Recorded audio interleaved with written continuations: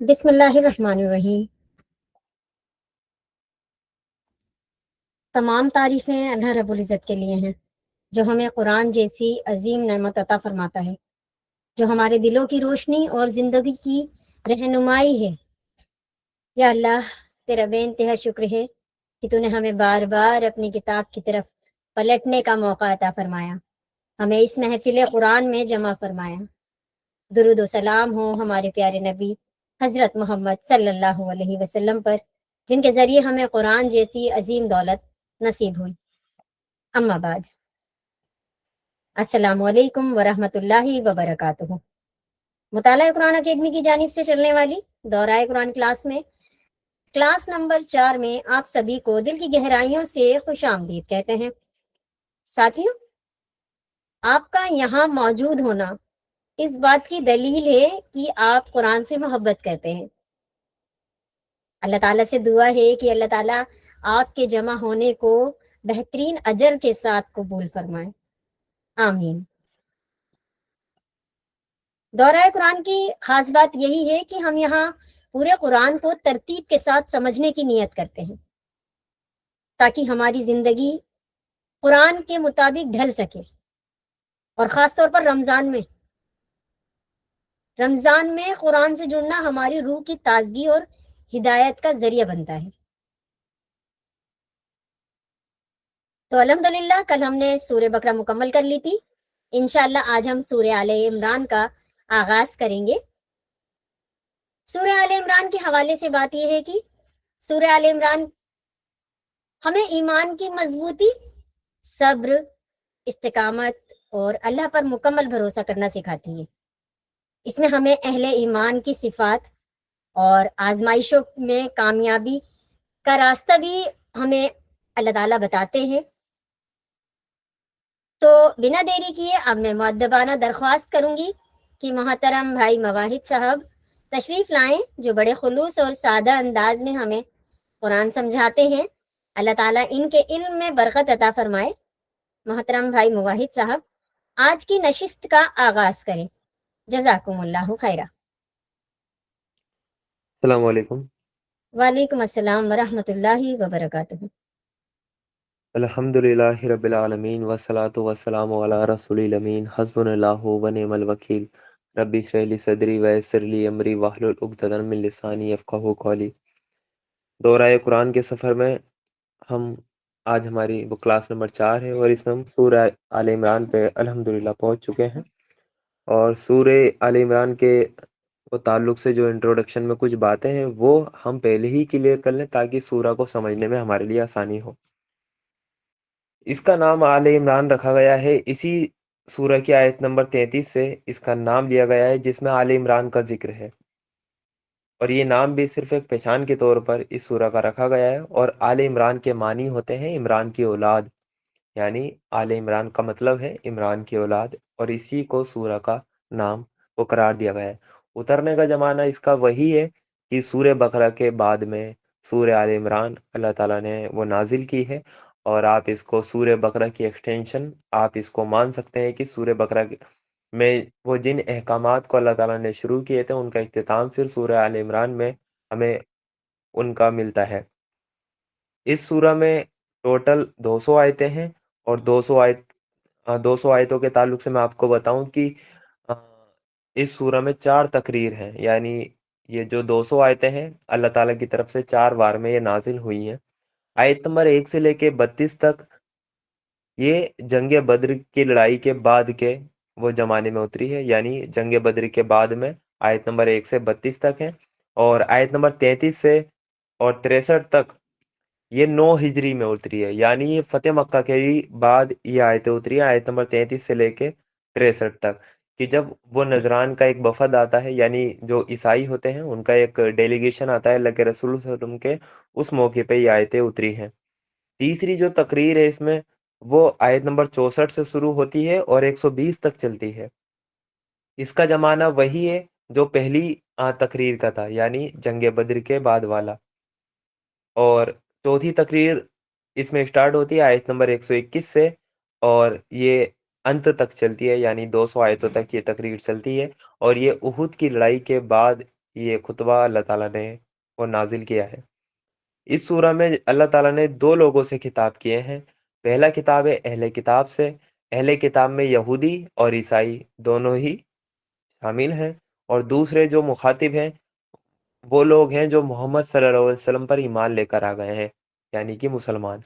اہل کتاب کو جو دعوت کا آغاز تھا اللہ تعالیٰ نے سورہ بقرہ میں کر دیا تھا، اور اسی کو اور بہترین انداز سے اللہ تعالیٰ نے اس کی تبلیغ یہاں پر کی ہے۔ ان کی جو عقیدے کی گمراہیاں تھیں، ان کی اخلاقی خرابیاں تھیں، اللہ تعالیٰ نے ان کو اس پر خبردار کیا، اور اس قرآن پر اور اللہ کے رسول صلی اللہ علیہ وسلم پر ایمان لانے کی ان کو دعوت دی ہے۔ امت مسلمہ کو خطاب کرتے ہوئے اللہ تعالیٰ ان کو بتاتے ہیں کہ تمہیں دنیا میں کیوں برپا کیا گیا ہے، تمہیں لوگوں کی رہنمائی کے لیے دنیا میں آپ کو لے کر آئے ہیں، اور اس کام کے لیے آپ کے اندر کیا خوبیاں ہونی چاہیے اللہ تعالیٰ وہ بتاتے ہیں، اور کیا کیا اخلاقی خوبیاں انسان کے اندر ہونی چاہیے وہ اللہ تعالیٰ اس سورہ میں ہمیں بتائیں گے۔ تو ہم بنا دیری کے آغاز کرتے ہیں سورہ آل عمران کا، آیت نمبر 1 سے۔ آیت نمبر 1 سے 6 تک اگر میں آپ کو بتاؤں کہ یہ ایمان پر اللہ تعالیٰ دلیل دیتے ہیں۔ سب سے پہلے اللہ تعالیٰ کی جو امتیازی جو صفات ہیں اس کے بارے میں یہاں پر اللہ تعالیٰ بتائیں گے۔ الف لام میم، یہ حروف مقطعات ہیں، اس کا مطلب صرف اللہ تعالیٰ اور اس کے رسول ہی جانتے ہیں، اس کے علاوہ دنیا میں کوئی بھی ہستی ان حروف مقطعات کا مطلب نہیں جانتے۔ اللہ وہ زندہ جاوید ہمیشہ رہنے والی ہستی ہے جو کائنات کے نظام کو سنبھالے ہوئے ہے، حقیقت میں اس کے سوا کوئی خدا نہیں ہے۔ اے نبی صلی اللہ علیہ وسلم، اس نے تم پر یہ کتاب اتاری جو حق لے کر آئی ہے، اور ان کتابوں کی تصدیق وہ کر رہی ہے جو پہلے سے آئی ہوئی تھی۔ اس سے پہلے وہ انسانوں کی ہدایت اور رہنمائی کے لیے تورات اور انجیل اتار چکا ہے، اور اس نے وہ کسوٹی اتاری جو حق اور باطل کا فرق دکھانے والی ہے۔ اب جو لوگ اللہ کے آدیشوں کو وہ قبول کرنے سے انکار کریں ان کو یقیناً سخت سزا ملے گی۔ اللہ بے پناہ طاقت کا مالک اور برائی کا بدلہ دینے والا ہے۔ زمین اور آسمان کی کوئی چیز اللہ سے چھپی نہیں، وہی تو ہے جو تمہاری ماؤں کے پیٹ میں تمہاری شکلیں جیسی چاہتا ہے بناتا ہے، اس زبردست حکمت والے کے سوا کوئی اور خدا نہیں ہے۔ آیت نمبر 7 میں اللہ تعالیٰ بتائیں گے ہمیں کہ جو فتنہ پیدا کرنے والے ہوتے ہیں ان کا طرز عمل کیا ہے، یعنی اللہ تعالیٰ کی جو نشانیاں ہیں، آیتیں ہیں، وہ دو طرح کی ہوتی ہیں۔ ایک ہوتی ہے محکمات اور ایک ہوتی ہے متشابہات۔ محکم آیتیں وہ ہوتی ہیں کہ جن کا مطلب واضح ہوتا ہے، اور متشابہات آیتیں وہ ہوتی ہیں جس کا پوری طرح کلیئر نہیں ہو پاتا، یعنی انسان ان چیزوں کو نہیں سمجھ پاتا یا نہیں سمجھ پائے گا، جیسے کہ آخرت کے بارے میں یا وہ قبر کے اندر کے بارے میں معاملات۔ یہ جو آیتیں ہیں یہ ہیں متشابہات سے ان کا تعلق ہے، اور محکم آیتیں وہ ہیں کہ جیسے کہ شراب حرام ہے، جوا حرام ہے، بالکل واضح طور پر یہ ہیں۔ تو اللہ تعالیٰ نے کہا کہ تم متشابہات کے پیچھے نہ پڑو، اور محکم جو احکام ہیں ان پر آپ عمل کرو۔ وہی اللہ تعالیٰ آیت نمبر 7 میں بتائیں گے، وہی خدا ہے جس نے یہ کتاب تم پر اتاری ہے۔ اس کتاب میں دو طرح کی آیتیں ہیں، ایک محکمات جو کتاب کی اصل بنیاد ہے، اور دوسری آمد آمد کی شابہات، جن لوگوں کے دلوں میں ٹیڑھ ہے وہ فتنے کی تلاش میں ہمیشہ متشابہات کے پیچھے پڑے رہتے ہیں، ان کا مطلب نکالنے کی کوشش کیا کرتے ہیں، حالانکہ ان کا صحیح مطلب اللہ کے سوا کوئی نہیں جانتا۔ اس کے برخلاف جو لوگ علم میں پختہ ہیں وہ کہتے ہیں کہ ہمارا ان پر ایمان ہے، یہ سب ہمارے رب ہی کی طرف سے ہے، اور سچ یہ ہے وہ کسی چیز سے صحیح سبق صرف سوجھ بوجھ والے لوگ ہی حاصل کرتے ہیں۔ وہ اللہ سے دعا کرتے رہتے ہیں کہ پالنہار، جب تو ہمیں سیدھا راستے پر لگا چکا ہے، آیت نمبر 8، تو پھر وہ کہیں ہمارے دلوں میں وہ ٹیڑھ پیدا نہ کر، ہمیں اپنے خزانے فیض سے رحمت عطا کر، تو ہی اصل داتا ہے۔ پالنہار، تو یقیناً وہ سب لوگوں کو ایک دن وہ جمع کرنے والا ہے جس کے آنے میں کوئی شک نہیں، تو ہرگز اپنے وعدے سے وہ ٹلنے والا نہیں ہے۔ آیت نمبر 10 میں وہ کافروں کے برے انجام کی دھمکی اللہ تعالیٰ دیتے ہیں۔ جن لوگوں نے کفر کا رویہ اپنایا ہے انہیں اللہ کے مقابلے میں نہ ان کا مال کچھ کام دے گا نہ اولاد، وہ دوزخ کا ایندھن بن کر رہیں گے۔ ان کا انجام ویسا ہی ہوگا جیسا کہ فرعون کے ساتھیوں اور ان سے پہلے کے نافرمانوں کا ہو چکا ہے۔ انہوں نے اللہ کی آیتوں کو جھٹلایا اور نتیجہ یہ ہوا اللہ نے ان کے گناہوں پر انہیں پکڑ لیا، اور سچ یہ ہے کہ اللہ سخت و سزا دینے والا ہے۔ آیت نمبر 12، یہاں سے جنگ بدر کی اللہ تعالیٰ کومنٹری کی شروع کرتے ہیں، جو جنگ بدر میں ہوا تھا اس کے بارے میں اللہ تعالیٰ یہاں سے بتائیں گے۔ تو اے نبی صلی اللہ علیہ وسلم، جن لوگوں نے تمہارے پیغام کو وہ قبول کرنے سے انکار کر دیا، ان سے کہہ دو کہ قریب ہے وہ وقت جب تم مغلوب اور محکوم ہو جاؤ گے اور جہنم کی طرف ہانکے جاؤ گے، اور جہنم بڑا ہی برا ٹھکانہ ہے۔ تمہارے لیے ان دو گروہ میں عبرت کی نشانی تھی جنہوں نے بدر میں ایک دوسرے سے جنگ کی۔ ایک گروہ اللہ کی راہ میں لڑ رہا تھا، دوسرا گروہ انکاری تھا، یعنی ایک گروہ ایمان والے تھے، مسلمان تھے، اور دوسرے گروہ مشرکین مکہ جو کہ انکاری تھے۔ دیکھنے والے وہ سر کی آنکھوں سے دیکھ رہے تھے کہ حق کا انکار کرنے والے گروہ ایمان والے گروہ سے دو گنا ہیں، مگر وہ نتیجے نے ثابت کر دیا کہ اللہ اپنی فتح اور نصرت سے جس کو چاہتا ہے مدد دیتا ہے۔ آنکھیں کھلی رکھنے والوں کے لیے اس میں بڑا سبق وہ چھپا ہوا تھا۔ آیت نمبر 14 میں اللہ تعالیٰ بتائیں گے آخرت کو دنیا پر وہ ترجیح دو، یعنی آخرت کو جو دنیا ہے تمہاری اس پر آپ کو وہ ترجیح دینی ہے۔ اللہ تعالیٰ نے کہا لوگوں کے لیے من پسند چیزیں، عورتیں، اولاد، سونے چاندی کے ڈھیر، چنے ہوئے گھوڑے، مویشی اور کھیتوں کی زمینیں بڑی سہاونی بنا دی گئی ہیں، مگر یہ سب دنیا کے وہ کچھ دنوں کی زندگی کا سامان ہے، حقیقت میں جو بہتر ٹھکانہ ہے وہ تو اللہ ہی کے پاس ہے۔ تو اور کہو میں تمہیں بتاؤں کہ ان سے زیادہ اچھی چیز کیا ہے؟ جو لوگ تقوی اور پرہیزگاری کا رویہ اپنائیں ان کے لیے ان کے رب کے پاس باغ ہیں جن کے نیچے نہریں بہتی ہوں گی، وہاں انہیں ہمیشگی کی زندگی حاصل ہوگی۔ پاکیزہ بیویاں ان کی رفیق یعنی کہ ساتھی ہوں گی، اور اللہ کی خوشنودی انہیں حاصل ہوگی۔ اللہ اپنے بندوں کے رویے پر گہری نظر رکھتا ہے۔ آیت نمبر 16 سے اللہ تعالیٰ بتائیں گے کہ اللہ تعالیٰ کے محبوب بندے آخر ہے کون۔ تو بڑی غور سے ہمیں یہ آیتیں سننی ہے کہ اللہ تعالیٰ کے محبوب بندے کون ہیں، اور ہمیں بھی وہی اللہ تعالیٰ کا محبوب بندہ ہمیں بننا ہے۔ یہ وہ لوگ ہیں جو کہتے ہیں مالک ہم ایمان لائیں، ہماری خطاؤں کو معاف کر اور ہمیں دوزخ کی آگ سے بچا لے۔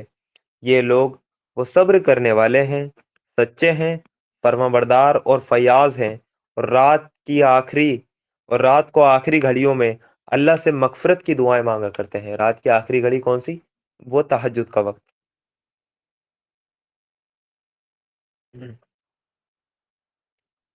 آیت نمبر 18 میں اللہ تعالیٰ بتائیں گے کہ معبود حقیقی یعنی اللہ تعالیٰ کی جو شان خاص ہے وہ کیا ہے۔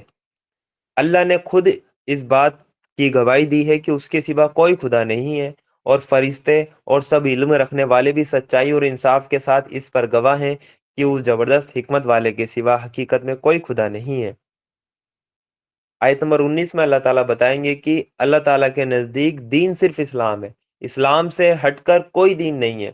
یعنی جو سسٹم ہے اللہ تعالیٰ کے نزدیک، جو وے آف لائف ہے، جو نظام قائم ہونا چاہیے وہ صرف اسلام ہے۔ اسلام سے ہٹ کر جو بھی دین آپ لائیں گے، جو بھی قانون سازی آپ کریں گے، جو بھی سسٹم آپ انسانوں کے لیے لائیں گے، وہ سب اللہ تعالیٰ کی نگاہ میں کوئی سا بھی قبول نہیں ہے۔ اللہ تعالیٰ نے وہ آیت نمبر 19 میں یہی کہا ہے، اللہ کے نزدیک دین صرف اسلام ہے۔ اس دین سے ہٹ کر جو بہت سے طریقے ان لوگوں نے اپنائے جنہیں کتاب دی گئی تھی، ان کے اس رویے کی وہ کوئی وجہ اس کے سوا نہ تھی کہ انہوں نے علم آ جانے کے بعد آپس میں ایک دوسرے پر ظلم کرنے کے لیے ایسا کیا۔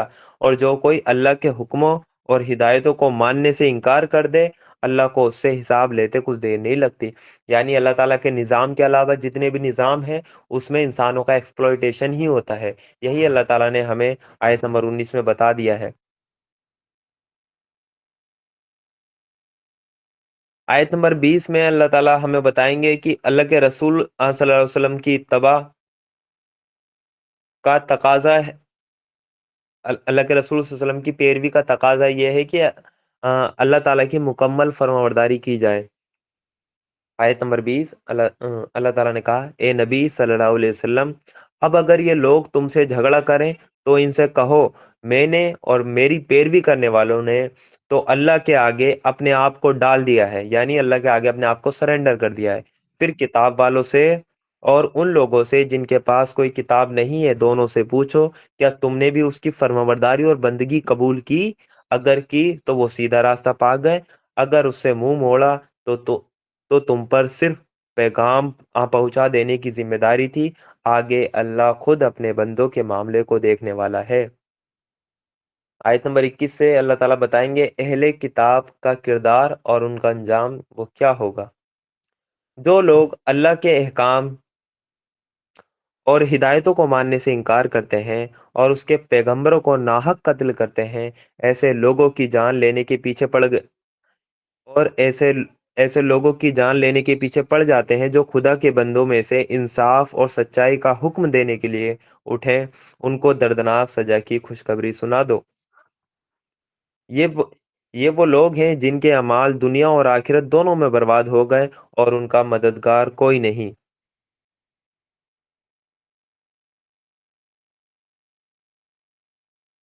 تم نے دیکھا نہیں کہ جن لوگوں کو کتاب کے علم میں سے وہ کچھ حصہ ملا ہے ان کا حال کیا ہے؟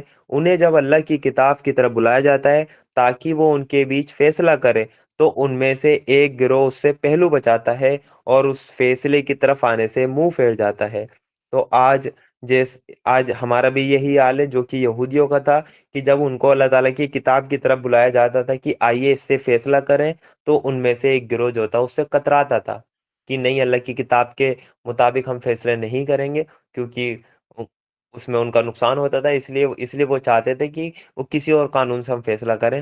اور یہی حال ہمارا ہے کہ ہم اللہ تعالیٰ کی شریعت کے مطابق فیصلہ نہیں کرنا چاہتے ہیں، ہم طاغوت کے پاس جاتے ہیں، اپنے جتنے بھی ہمارے کی طلاق کا مسائل ہے ہم طاغوت کے پاس جانا پسند کرتے ہیں، ہم وہ کیس فائل کرنا ہم پسند کرتے ہیں، یا جو بھی اور ہمارے وہ قانون ہیں جیسے وراثت کی تقسیم ہے اس میں بھی ہم طاغوت کے پاس جاتے ہیں۔ تو ہم بھی اللہ تعالیٰ کے قانون سے کتراتے ہیں، کیونکہ ہمیں پتہ ہے کہ اللہ تعالیٰ کے قانون کے مطابق ہمارا کوئی حق بنتا نہیں ہے، لیکن دنیا کے قانون نے ہمیں تھوڑے بہت یہ حق یہ ظلم کرنے کا حق ہمیں دیا ہے، تو ہم ظلم کریں گے دنیا والے کے قانون کے پاس وہ جا کر۔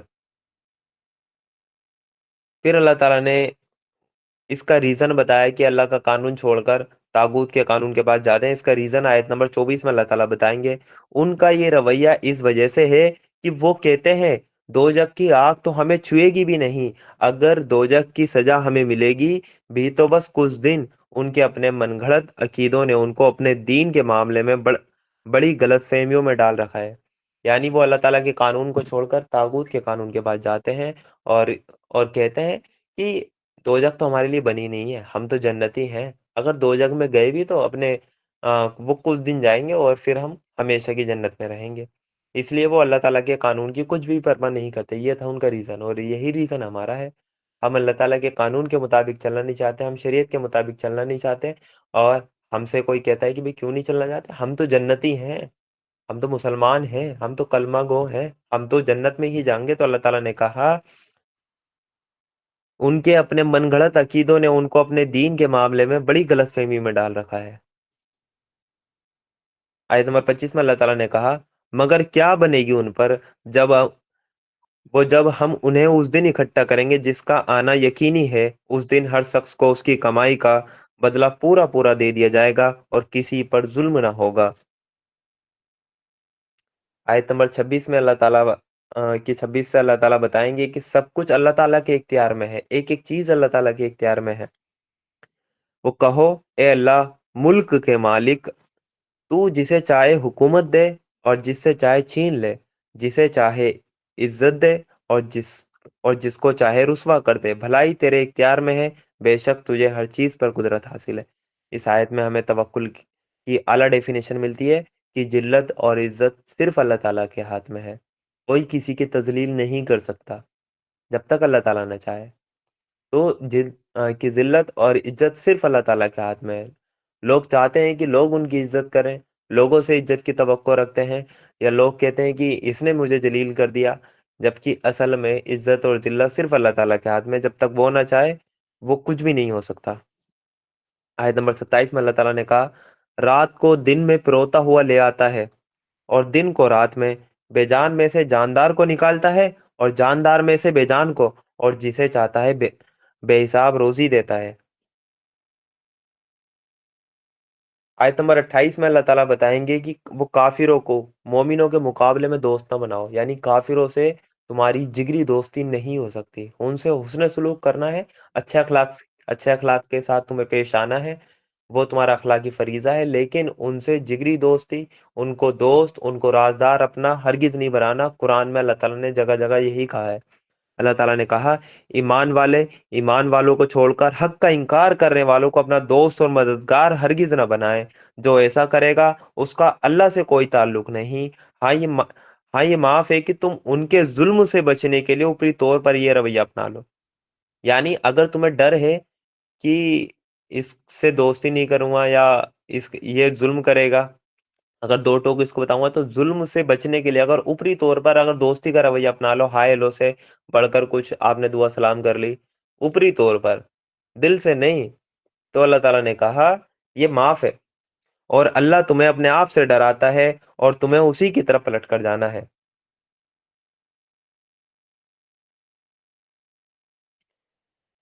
फिर अल्लाह ताला ने कहा है नंबर 29 में, ए नबी सल्लल्लाहु अलैहि वसल्लम, लोगों को खबरदार कर दो कि तुम्हारे दिलों में जो कुछ है उसे चाहे तुम छिपाओ या जाहिर करो, अल्लाह हर हाल में उसे जानता है। जमीन व आसमान की कोई चीज उसके इल्म से बाहर नहीं, उसका इख्तिदार हर चीज पर हावी है। वो दिन आने वाला है जब हर नफ्स अपने किए का फल मौजूद पाएगा, यानी कि आखिरत, चाहे उसने भलाई की हो या बुराई। उस दिन आदमी ये तमन्ना करेगा कि काश अभी ये दिन उससे बहुत दूर होता। अल्लाह तुम्हें अपने आप से डराता है और वो अपने बंदों का खैर ख्वाह है।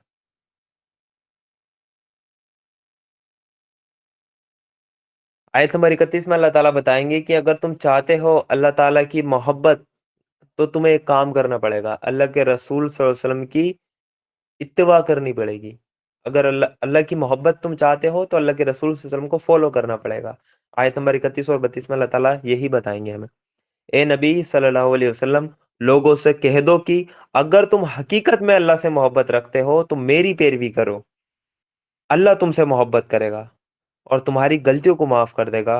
वो बड़ा माफ करने वाला और रहम करने वाला है। यानी अल्लाह के रसूल सल्लल्लाहु अलैहि वसल्लम को फॉलो करोगे तो अल्लाह तुमसे मोहब्बत करेगा, तुम्हारी गलतियों को भी माफ कर देगा, और अल्लाह बड़ा माफ करने वाला है। तो हमें अल्लाह के रसूल सल्लल्लाहु अलैहि वसल्लम की इत्तबा करनी है, उनको फॉलो करना है, तो अल्लाह ताला हमसे मोहब्बत करेगा। अगर कोई चाहता है कि अल्लाह भी हमसे मोहब्बत करे तो ये काम करना हमें लाजिमन चाहिए। हम चाहते हैं ना कि हम तो उससे प्यार करते हैं, वो भी बदले में एक बार कह दे कि मैं भी तुझसे प्यार करता हूँ, तो उस चीज के क्या ही कहने। तो अगर हम चाहते हैं कि हम अल्लाह से कि बेइंतहा मोहब्बत करते हैं, सूरह बकरा में हम पढ़कर आए थे कि ईमान वाले सबसे बढ़कर अल्लाह से मोहब्बत करते हैं, और उसका अगला पार्ट आप देखिए। आप तो चलो ठीक है अल्लाह से मोहब्बत करते हो, अब आप बदले में चाहते हो अल्लाह भी आपसे मोहब्बत करे, तो सिर्फ एक काम करना पड़ेगा, इत्तबाए रसूल, अल्लाह के रसूल सल्लल्लाहु अलैहि वसल्लम की पैरवी करनी पड़ेगी। तो बदले में अल्लाह भी तुमसे मोहब्बत करेगा, और सिर्फ मोहब्बत ही नहीं करेगा बल्कि तुम्हारी गलतियों को भी माफ कर देगा। वो बड़ा माफ करने वाला और रहम वाला है। उनसे कहो कि अल्लाह और उसके रसूल की फरमाबरदारी अपनाओ, फिर अगर वो तुम्हारी ये बात ना माने, तो यकीनन ये मुमकिन नहीं है कि अल्लाह ऐसे लोगों से मोहब्बत करे जो उसके और उसके रसूल की फरमाबरदारी से इनकार करते हैं। यानी अल्लाह ताला ऐसे लोगों से मोहब्बत नहीं करेगा जो अल्लाह और उसके रसूल की फरमाबरदारी से इनकार करते हैं। अब आयत नंबर 33 से 63 तक जो हमारा तकरीर चलेगी, वो चलेगी नजरान के वफद। वो जब आया था, ईसाइयों का डेलीगेशन आया था अल्लाह के रसूल सल्लल्लाहु अलैहि वसल्लम के पास, तो उनको दावत के सिलसिले में ये पूरी एक तहरीर है, वो वो यहाँ पर चलेगी। अल्लाह ने आदम और नूह और इब्राहिम की औलाद और इमरान की औलाद को तमाम दुनिया वालों पर तरजीह देके अपनी रिसालत के लिए चुन लिया था।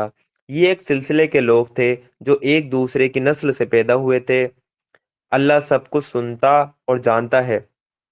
वो उस वक्त सुन रहा था जब इमरान की औरत कह रही थी, ए मेरे पालनहार, मैं इस बच्चे को जो मेरे पेट में है तेरी नज्र करती हूँ, वो तेरे ही काम के लिए वक्फ होगा, मेरी इस पेशकश को कबूल कर ले, तू सुनने वाला और जानने वाला है।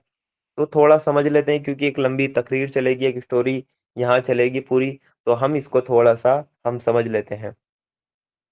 مریم علیہ السلام کی جو ماں تھی، اور مریم علیہ السلام کی ماں نے ایک نذر مانی تھی جب وہ پریگننٹ تھی کہ میرے پیٹ میں جو بچہ ہے میں اس کو اللہ تعالیٰ کے لیے وقف کروں گی۔ اور جب وہ بچہ پیدا ہوا تو وہ لڑکی نکلی، یعنی وہ مریم علیہ السلام تھی، اور انہوں نے اللہ تعالیٰ سے کہا بھی کہ اللہ تعالیٰ میں نے تو اس کو تیری راہ میں وقف کرنے کے لیے وہ کہا تھا، تو اللہ تعالیٰ کی طرف سے جواب آتا ہے کہ ہم جانتے ہیں کہ ہم نے کیا دیا ہے آپ کو، اور وہ پھر مریم علیہ السلام کو ہی اللہ تعالیٰ کی راہ میں وہ وقف کر دیتی ہیں۔ پھر ان کی کفالت کے لیے جو ہیکل تھا یعنی فلسطین میں، وہ زکریا علیہ السلام کی اس میں وہ کفالت میں جاتی ہیں۔ زکریا علیہ السلام مریم علیہ السلام کے خالو لگتے تھے رشتے میں، ریلیشن میں، ان کی کفالت میں وہ جاتی ہیں، اور وہیں انہیں ایک حجرہ دیا گیا تھا، اس حجرے میں جنتی پھل آتے تھے، دسترخوان آتے تھے، اور زکریا علیہ السلام نے بھی، کیونکہ وہ بوڑھے ہو چکے تھے، ان کی بھی کوئی اولاد نہیں تھی، جب انہوں نے دیکھا کہ مریم علیہ السلام کے حجرے میں پھل آتے ہیں اللہ تعالیٰ کی طرف سے، تو انہوں نے وہیں کھڑے ہو کے اللہ تعالیٰ سے دعا کری، اولاد کی، اور انہیں ایک اولاد ملی، یحییٰ علیہ السلام۔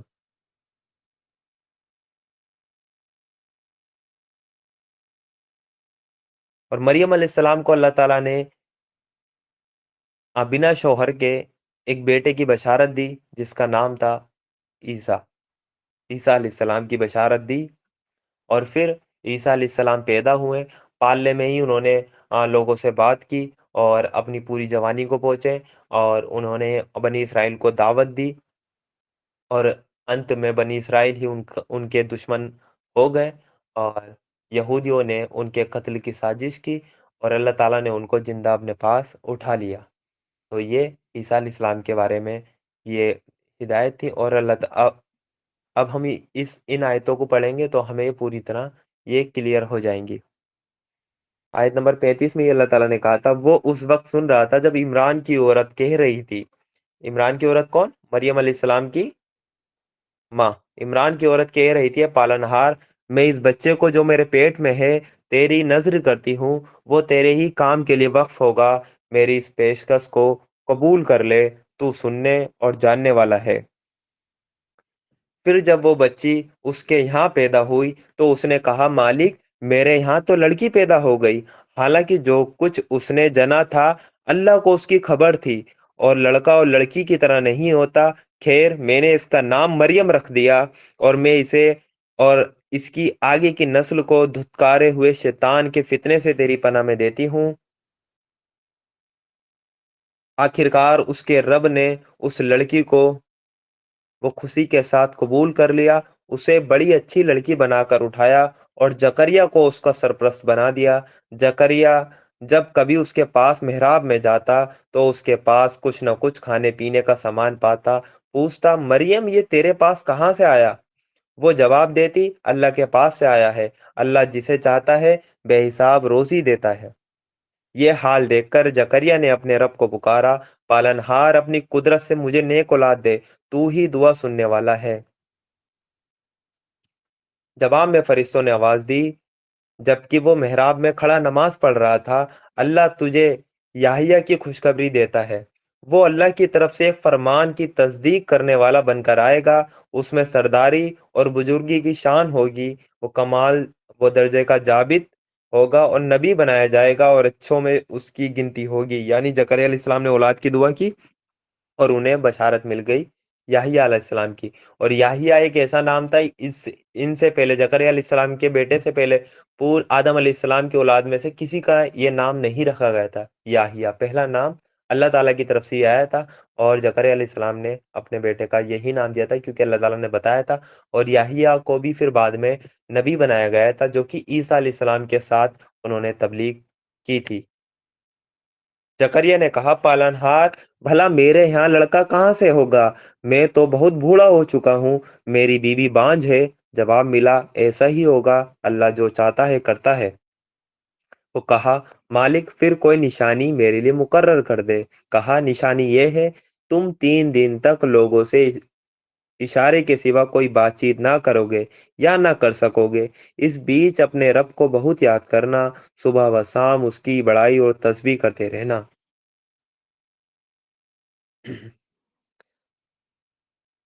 اب جو ہمارا مضمون آئے گا وہ مریم علیہ السلام کو تمام دنیا جہان کی عورتوں پر فضیلت اللہ تعالیٰ نے دی ہے، وہی اللہ تعالیٰ بتائیں گے۔ پھر وہ وقت آیا جب مریم سے فرشتوں نے آ کر کہا، اے مریم، اللہ نے تجھے چنا اور پاکیزگی عطا کی اور تمام دنیا کی عورتوں پر تجھ کو ترجیح دے کر اپنی خدمت کے لیے چن لیا۔ اے مریم، اپنے رب کے حکموں کی پابند بن کر رہے، اس کے آگے سر کو جھکا دے، اور جو بندے اس کے سامنے جھکنے والے ہیں ان کے ساتھ تو بھی جھک جا۔ اے نبی صلی اللہ علیہ وسلم، یہ غیب کی خبریں ہیں جو ہم تم کو وحی کے ذریعے بتا رہے ہیں، ورنہ تم اس وقت وہاں موجود نہ تھے جب ہیکل کے خادم یہ فیصلہ کرنے کے لیے کہ مریم کا سرپرست کون ہو اپنے اپنے قلم پھینک رہے تھے، اور نہ تم اس وقت حاضر تھے جب ان کے بیچ جھگڑا کھڑا ہو گیا تھا۔ یعنی اللہ تعالیٰ بتا رہے ہیں کہ اے نبی، تم تو اس وقت موجود نہیں تھے، یہ غیب کی خبریں جو ہم تمہیں بتا رہے ہیں۔ تو یہ مشرکین مکہ کے لیے تھا، یہ اہل کتاب کے لیے تھا کہ یہ سب کچھ اللہ کے رسول صلی اللہ علیہ وسلم کو کیسے پتہ لگا، جو کہ ایک ان پڑھ تھے۔ انہیں اتنی جو تاریخی جو واقعات ہیں ان کو ان کا کیسے پتہ لگا؟ اس کا مطلب یہ ہے کہ یہ سب کچھ اللہ تعالیٰ کی طرف سے وحی کے ذریعے آ رہا ہے، تو تم ان پر ایمان لے کر آؤ۔ آیت نمبر 45 سے حضرت عیسیٰ علیہ السلام کی معجزانہ جو ولادت ہے وہ ہمیں دیکھنے کو ملتی ہے۔ اور جب فرشتوں نے کہا، اے مریم، اللہ تجھے اپنے ایک فرمان کی خوشخبری دیتا ہے، اس کا نام مسیح مریم کا بیٹا عیسیٰ ہوگا، دنیا اور آخرت میں عزت دار ہوگا اور اللہ کے قریبی بندوں میں گنا جائے گا۔ دنیا میں واحد ایک ایسی شخصیت ہیں جن کے کوئی باپ نہیں ہے، وہ ہے عیسیٰ علیہ السلام۔ آدم علیہ السلام تو ہے ہی، وہ تو پہلے انسان تھے اس لیے، لیکن بعد میں صرف ایک واحد شخصیت وہ ہیں عیسیٰ علیہ السلام جن کے کوئی باپ نہیں، اور واحد شخصیت اس معاملے سے بھی ہے کہ ان کے نام کے آگے ان کی ماں کا نام لگتا ہے، ہر کسی کے نام کے آگے باپ کا نام لگتا ہے۔ محمد بن عبداللہ، علی بن ابی طالب، حسین ابن علی، حسن ابن علی، سب کے نام کے آگے والد کا نام لگتا ہے، لیکن عیسیٰ علیہ السلام کے نام کے آگے ان کی ماں کا نام لگتا ہے، عیسیٰ ابن مریم، مریم کے اولاد۔ لوگوں سے اللہ تعالیٰ نے پھر آگے کہا آیت نمبر 46 میں، لوگوں سے پالنے میں بھی بات کرے گا، بڑی عمر کو پہنچ کر بھی، اور ایک نیک اور بھلا انسان ہوگا۔ یہ سن کر مریم بولی، پالنہار، میرے یہاں بچہ کہاں سے ہوگا؟ مجھے تو کسی مرد نے ہاتھ تک نہیں لگایا۔ جواب ملا، ایسا ہی ہوگا، اللہ جو چاہتا ہے پیدا کرتا ہے۔ وہ جب کسی کام وہ کرنے کا وہ جب کسی وہ کام کے کرنے کا فیصلہ فرماتا ہے تو بس کہتا ہے کہ ہو جا، اور وہ ہو جاتا ہے، یعنی وہ کن فایا کن، اللہ تعالیٰ وہ کہتا ہے کن اور فایا کن، وہ کام ہو جاتا ہے۔ آیت نمبر 48 سے حضرت عیسیٰ علیہ السلام کے معجزات ہمیں دیکھنے کو ملیں گے۔ فرشتوں نے پھر اپنی بات آگے بڑھاتے ہوئے کہا، اللہ اسے کتاب اور حکمت کی تعلیم دے گا، تورات اور انجیل کا علم سکھائے گا، اور بنی اسرائیل کی طرف اپنا رسول مقرر کرے گا۔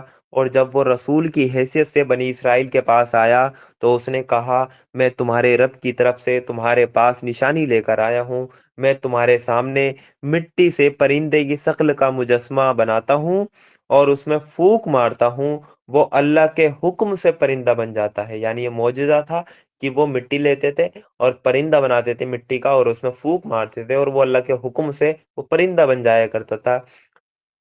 میں اللہ کے حکم سے وہ جنمجات اندھے اور کوڑی کو اچھا کرتا ہوں، یعنی جو اندھا ہوتا تھا اور جو جو جس کو وہ کوڑ کا مرض ہوتا تھا اس کو وہ ٹھیک کر دیا کرتے تھے، اور مردے کو زندہ کرتا ہوں۔ میں تمہیں بتاتا ہوں کہ تم کیا کھاتے ہو اور کیا اپنے گھروں میں جمع کر کے رکھتے ہو، اس میں تمہارے لیے کافی نشانیاں ہیں اگر تم ایمان لانے والے ہو۔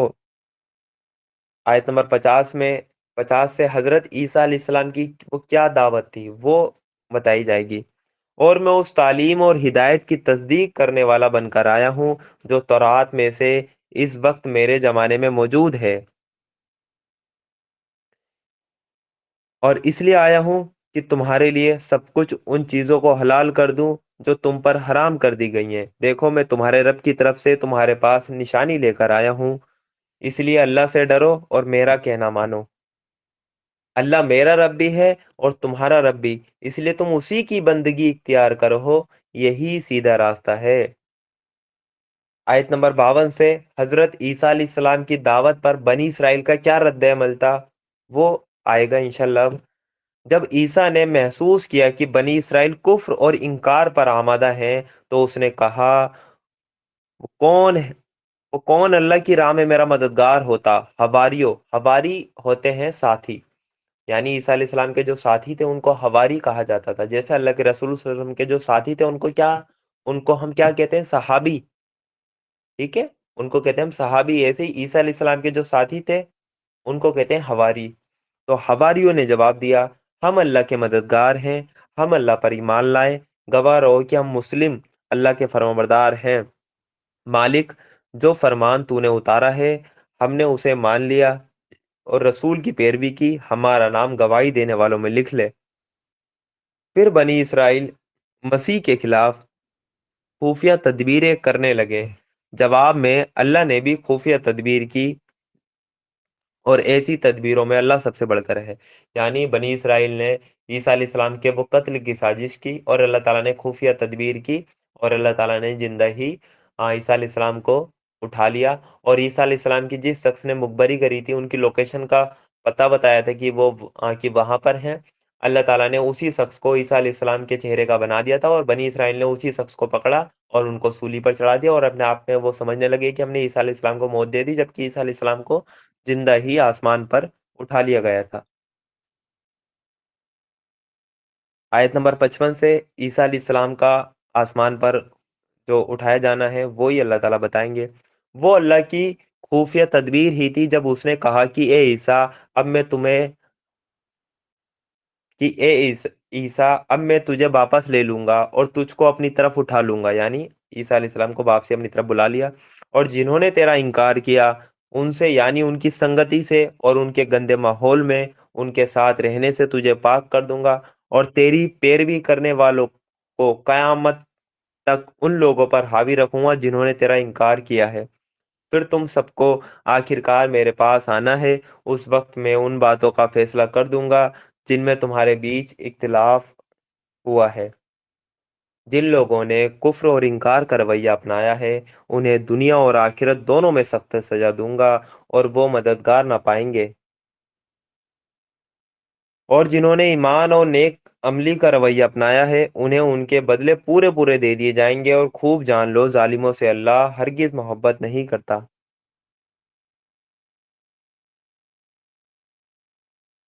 عیسائی ایک دلیل دیتے تھے، جو ڈیلیگیشن آیا تھا نذران کا، وہ ایک دلیل دیتا تھا کہ عیسیٰ علیہ السلام کا کوئی باپ نہیں ہے، اس کا مطلب وہ اللہ ان کا باپ ہے۔ تو اللہ تعالیٰ مثال کے ذریعے ایک بات انہیں بتائیں گے، ایک دلیل انہیں دیں گے، تو پھر بتائیں آدم علیہ السلام کا باپ کون ہے۔ عیسیٰ علیہ السلام کی مثال آدم علیہ السلام کی طرح ہے، جیسے ان کا آدم علیہ السلام کا کوئی باپ نہیں ہے ایسے ہی عیسیٰ علیہ السلام کا کوئی باپ نہیں ہے، دونوں کو اللہ تعالیٰ نے ہی بنایا ہے۔ آیت نمبر 58 سے اللہ تعالیٰ یہی بتائیں گے، اے نبی یہ آیتیں اور حکمت سے بھرے ہوئے بیان جو ہم تمہیں سنا رہے ہیں اللہ کے نزدیک، آیت نمبر 59 میں اللہ تعالیٰ نے کہا اللہ کے نزدیک عیسیٰ کی مثال آدم جیسی ہے۔ آیت نمبر 59، اللہ کے نزدیک عیسیٰ کی مثال آدم جیسی ہے، اللہ نے اسے مٹی سے پیدا کیا اور حکم دیا کہ ہو جا اور وہ ہو گیا۔ یہ اصل حقیقت ہے جو تمہارے رب کی طرف سے بتائی جا رہی ہے، اور تم ان لوگوں میں شامل نہ ہو جو اس میں شک کرتے ہیں۔ آیت نمبر 61 میں عیسائیوں کو مباہلہ کی دعوت دی، مطلب کہ وہ دی گئی ہے۔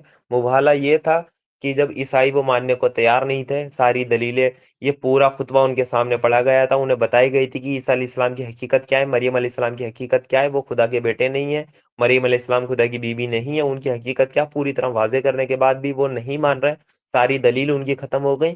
تو پھر وہ جب اڑ گئے تو اللہ کے رسول صلی اللہ علیہ وسلم نے انہیں مباہلے کی دعوت دے دی کہ تم بھی اپنے کی بیوی بچوں کو لے آؤ، میں بھی لاتا ہوں اپنے مطلب اہل بیت کو، اور دونوں اللہ تعالیٰ وہ کھلے میدان میں آ جائیں اور دونوں اللہ تعالیٰ سے دعا کریں ہم میں سے جو جھوٹا ہو اس پہ اللہ تعالیٰ کی لعنت ہو۔ تو یہ مباہلے کی چیلنج اللہ کے رسول صلی اللہ علیہ وسلم نے عیسائیوں کے ڈیلیگیشن کو دے دیا تھا، اور عیسائیوں کا جو ڈیلیگیشن تھا وہ ڈر گیا تھا، کیونکہ وہ جانتے تھے اس واقعے میں اللہ کے رسول ہیں اور ہم سب ہلاک اور برباد ہو جائیں گے۔ اور وہ ڈیلیگیشن بنا مباہلے کیے وہ واپسی چلا گیا، یعنی وہ ایمان بھی نہیں لایا اور وہ مطلب واپسی چلا گیا کہ بھئی ہم کر ہی نہیں رہے۔ اگر وہ اصل میں حقیقت پہ حق پر تھے تو مباہلہ کر لیتے ایک بار، سب کے سامنے آ جاتا، لیکن وہ مباہلے سے جو چیلنج ہے اس کو وہ چھوڑ کر وہ چلے گئے۔ تو آیت نمبر 61 میں وہی کہ مباہلہ کا جو وہ چیلنج تھا وہی آئے گا۔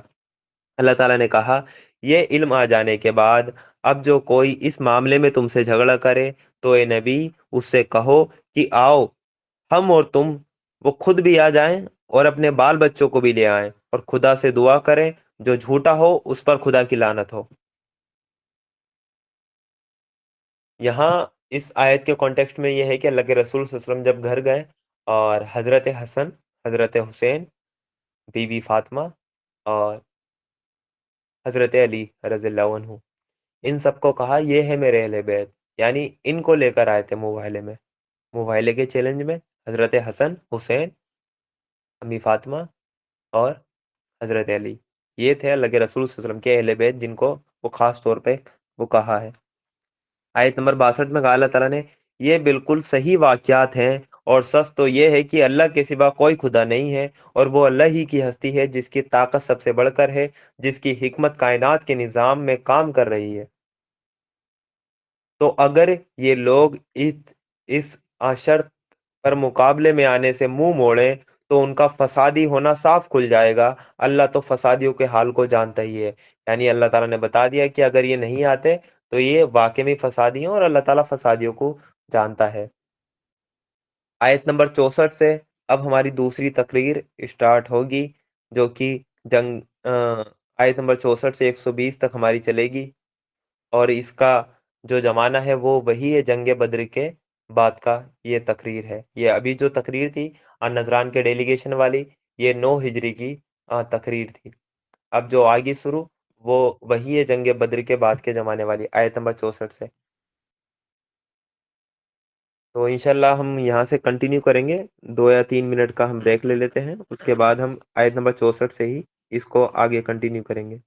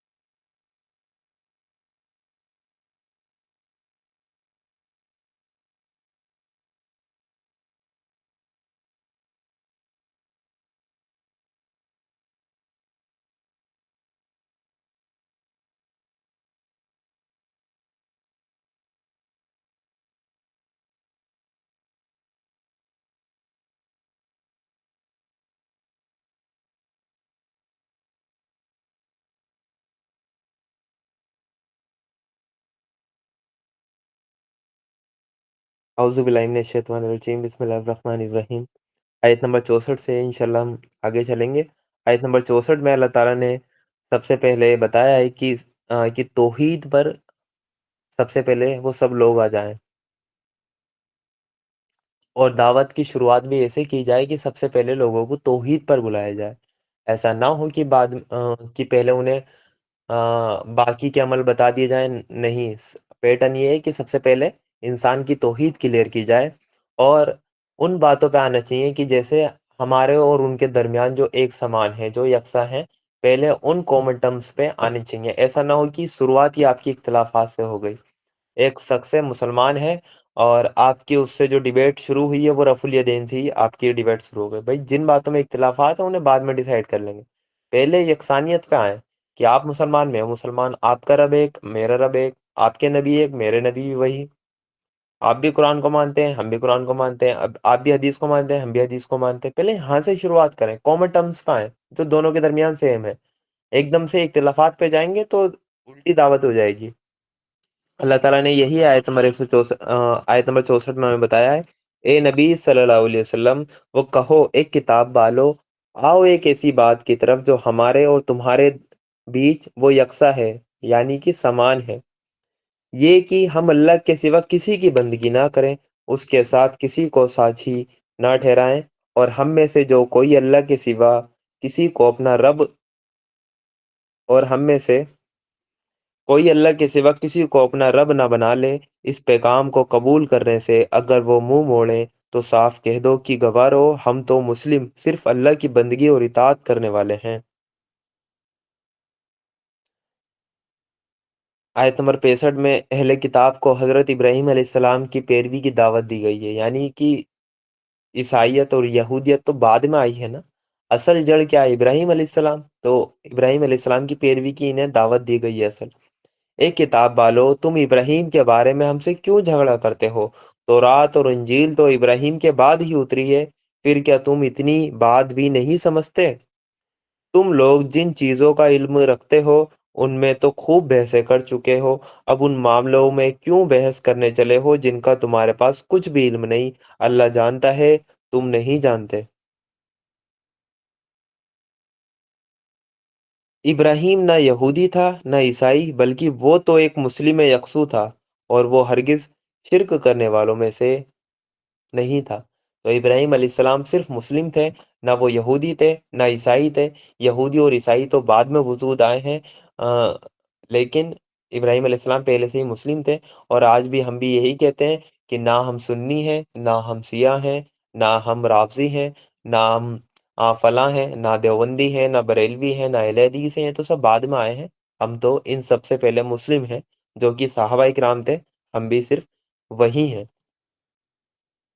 آیت نمبر 68، اللہ تعالیٰ نے کہا، ابراہیم سے تعلق رکھنے کا سب سے زیادہ حق اگر کسی کو پہنچتا ہے تو ان لوگوں کو پہنچتا ہے جنہوں نے اس کی پیروی کی، اور اب یہ نبی اور اس کے ماننے والے اس تعلق کے زیادہ حقدار ہیں۔ اللہ صرف انہی کا حمایتی اور مددگار ہے جو ایمان رکھتے ہیں۔ آیت نمبر 69 میں اہل کتاب کی مسلمانوں سے جو دشمنی ہے اس کے بارے میں بتائیں گے۔ اے ایمان لانے والو، کتاب والوں میں سے ایک گروہ چاہتا ہے کسی طرح تمہیں سیدھے راستے سے ہٹا دے، حالانکہ سچ تو یہ ہے کہ وہ اپنے سوا کسی کو گمراہی میں نہیں ڈال رہے، مگر انہیں اس کا شعور نہیں ہے۔ اے کتاب والو، کیوں اللہ کی آیتوں کا انکار کرتے ہو حالانکہ تم خود ان کو دیکھ رہے ہو؟ اے کتاب والو، کیوں حق کو باطل کا رنگ چڑھا کر سندگدھ بناتے ہو؟ کیوں جانتے پوچھتے حق کو چھپاتے ہو؟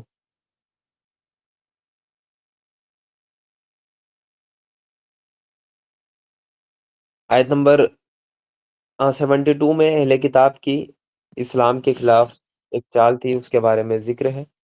کتاب والوں میں سے ایک گروہ کہتا ہے کہ اس نبی کے ماننے والوں پر جو کچھ اترا ہے اس پر صبح کو ایمان لاؤ اور شام کو اس سے انکار کر دو، شاید اس ترتیب سے لوگ اپنے ایمان سے پھر جائیں۔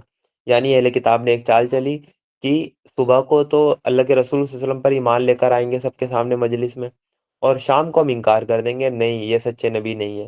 اس سے کیا ہوگا؟ ان کی چال یہ تھی مسلمانوں کے دل میں शक और सुबह वो डालने की साजिश थी कि भाई ये तो किताब का इल्म रखते हैं, ये सुबह तो ईमान ले आए थे, मुसलमान हो गए थे, अब ये छोड़कर जा रहे हैं इस्लाम को, इसका मतलब क्या हुआ, कहीं ना कहीं ये सच्चे रसूल नहीं है। तो ये उनकी एक चाल थी जो अल्लाह ताला ने यहाँ जिक्र की, मतलब कि कुरान में बयान कर दी है। आयत नंबर 73 से अल्लाह ताला ने कहा, ये नबी, ये लोग आपस में कहते हैं कि अपने मजहब वालों के सिवा किसी की बात ना मानो। ए नबी, इनसे कह दो कि असल में हिदायत तो अल्लाह की हिदायत है। ये उसी की देन है कि किसी को वही कुछ दे दिया जाए जो कभी तुमको दिया गया था, या ये कि दूसरों को तुम्हारे रब के सामने पेश करने के लिए तुम्हारे खिलाफ ठोस हुज्जत मिल जाए। ए नबी सल्लल्लाहु अलैहि वसल्लम, इनसे कहो, इज्जत और बड़ाई तो अल्लाह के इख्तियार में है, जिसे चाहे दे, वो वसीउन नजर और सब कुछ जानने वाला है।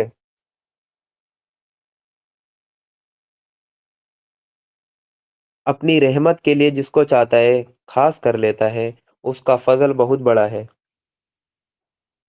अब हमें बताया जाएगा आयत नंबर 75 से, अहले किताब में कुछ लोग नेक भी हैं और बुरे लोग भी अहले किताब में हैं।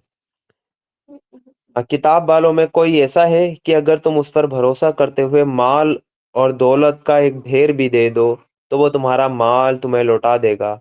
और किसी का हाल ये है कि अगर तुम एक दिनार के मामले में भी उस पर भरोसा करो, तो वो अदा ना करेगा। ये और बात है कि तुम उसके सिर पर सवार हो जाओ। उनकी इस अखलाकी हालत की वजह यह है, वो कहते हैं कि उम्मियों यानी गैर यहूदियों के मामले में हमारी कोई पकड़ नहीं है। ये और बात ये बात वो सिर्फ झूठ गढ़कर अल्लाह से जोड़ देते हैं, हालांकि उन्हें मालूम है कि अल्लाह ने ऐसी कोई बात नहीं कही है।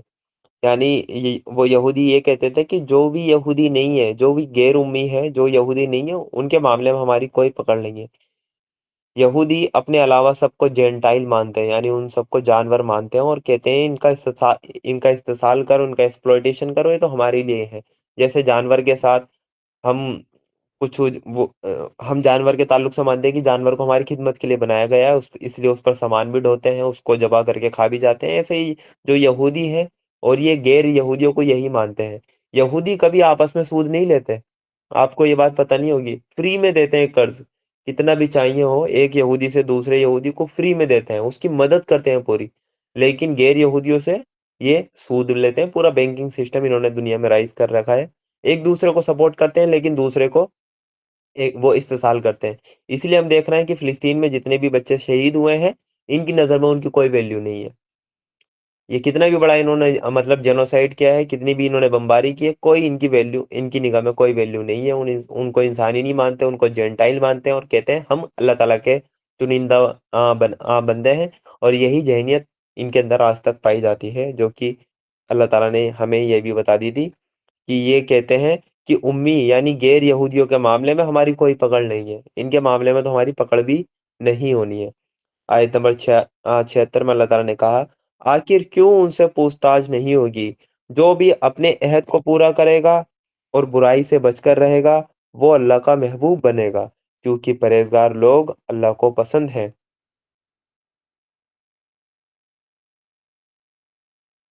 आयत नंबर 77 में यहूदी वो क्या करते थे, अल्लाह ताला की आयतों को दुनियावी मफाद के लिए बेच दिया करते थे, तो अल्लाह ताला उनसे कयामत में बात तक नहीं करेगा। ये अल्लाह ताला यही कहते हैं।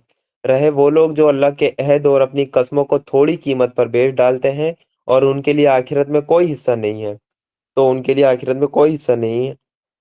अल्लाह क़यामत के दिन ना उनसे बात करेगा, ना उनकी तरफ देखेगा, ना उन्हें पाक करेगा, बल्कि उनके लिए तो बड़ी दर्दनाक सजा है।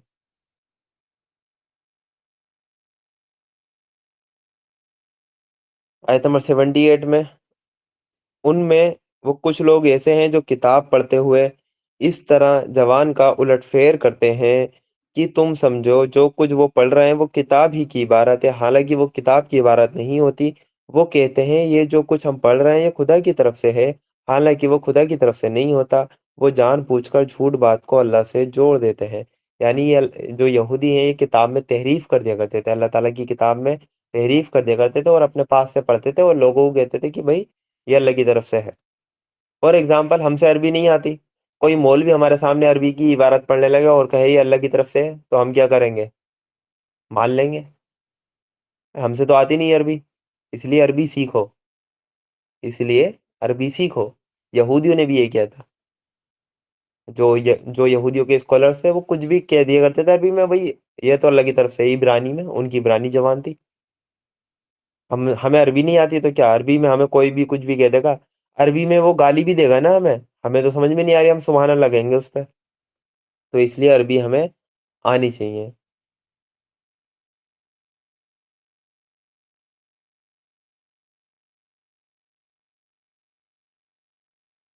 پھر آیت نمبر 79 میں یہ بتایا ہے کہ وہ کسی نبی کے لیے بھی یہ ممکن نہیں ہے کہ وہ شرک کی تعلیم دے.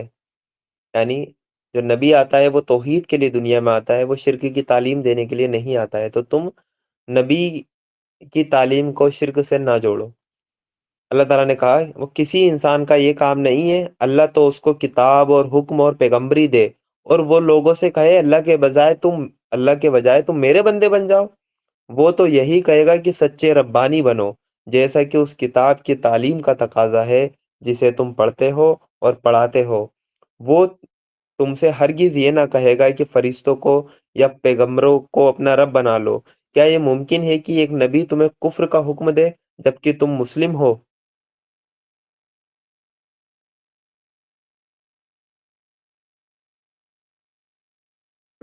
آیت نمبر 81 سے اللہ تعالیٰ بتائیں گے ایک عہد کے بارے میں جو کہ انبیاء کرام علیہ السلام سے عہد خاص وہ لیا گیا تھا. اس کے بارے میں اللہ تعالیٰ نے کہا یاد کرو اللہ نے پیغمبروں سے عہد لیا تھا کہ آج ہم نے تمہیں کتاب اور حکمت اور سمجھ بوجھ دی ہے.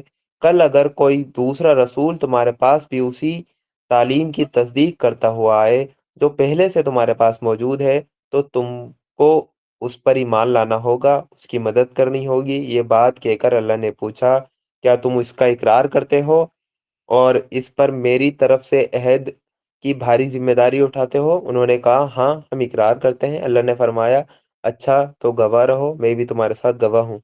یعنی ہر نبی سے یہ عہد لیا گیا کہ آگے بھی نبی آتے رہیں گے، ایسا نہیں رسالت کا سلسلہ ختم ہو چکا، لیکن جو بھی میری طرف سے تعلیمات لائے گا آپ کو ان کی تعلیمات پر ایمان لانا ہے اور ان کی مدد کرنی ہے. اور آخری پیغمبر آ چکے ہیں جن کے بارے میں ہر کتاب میں ذکر ہے، وہ ہے محمد الرسول اللہ صلی اللہ علیہ وسلم. آیت نمبر 82 میں اللہ تعالیٰ نے کہا اس کے بعد جو اپنے عہد سے پھر جائے وہی فاسق ہے. آیت نمبر 83 میں اللہ تعالیٰ بتائیں گے پوری کائنات کا جو دین ہے وہ اسلام ہے. اسلام ہے اللہ تعالیٰ کی فرمانبرداری، اللہ تعالیٰ کا خود کو سرنڈر کرنا، اللہ تعالیٰ کی حکم اور اطاعت، حکم کو ماننا، اطاعت اور فرمانبرداری کرنا، اسی کا نام اسلام ہے. تو اللہ تعالیٰ بتائیں گے پوری کائنات کا جو دین ہے نا وہ اسلام ہے. اب کیا یہ لوگ اللہ کی فرمانبرداری کا طریقہ یعنی اللہ کا دین چھوڑ کر کوئی اور طریقہ چاہتے ہیں؟ حالانکہ آسمان اور زمین کی ساری چیزیں چاہے انچاہیں اللہ تعالیٰ ہی کی فرمانبردار یعنی مسلم ہے اور اسی کی طرف سب کو پلٹنا ہے. آیت نمبر 84 میں اللہ تعالیٰ بتائیں گے ہر نبی پر ایمان لانا ضروری ہے، کسی ایک نبی کا بھی انکار تمام نبیوں کا انکار ہے.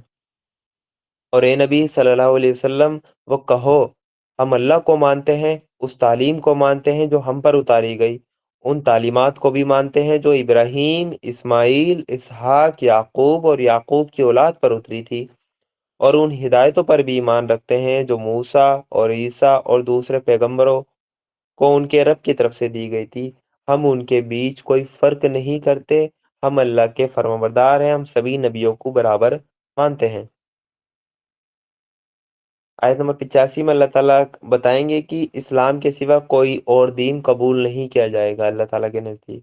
اس فرمانبرداری کے سوا جو شخص کوئی اور طریقہ اپنانا چاہے اس کا وہ طریقہ ہرگز قبول نہ کیا جائے گا اور آخرت میں وہ ناکام اور نامراد رہے گا. آیت نمبر 86 میں اللہ تعالیٰ بتائیں گے کہ حق کو پہچاننے کے بعد وہ کفر کرنے کا کیا انجام ہوتا ہے. وہ کیسے ہو سکتا ہے اللہ ان لوگوں کو ہدایت دے جنہوں نے ایمان کی نعمت پا لینے کے بعد پھر کفر اختیار کیا، حالانکہ وہ خود اس بات پر گواہی دے چکے ہیں کہ یہ رسول حق پر ہیں، ان کے پاس روشن نشانیاں بھی آ چکی ہیں. اللہ ظالموں کو تو ہدایت نہیں دیا کرتا. ان کے ظلم کا صحیح بدلہ یہی ہے کہ ان پر اللہ اور فرشتوں اور تمام انسانوں کی پھٹکار ہے. اسی حالت میں وہ ہمیشہ رہیں گے، نہ ان کی سزا میں کمی ہوگی اور نہ انہیں مہلت دی جائے گی۔ البتہ وہ لوگ بچ جائیں گے جو اس کے بعد توبہ کر کے اپنے رویے میں سدھار کر لیں۔ اللہ بخشنے والا اور رحم کرنے والا ہے۔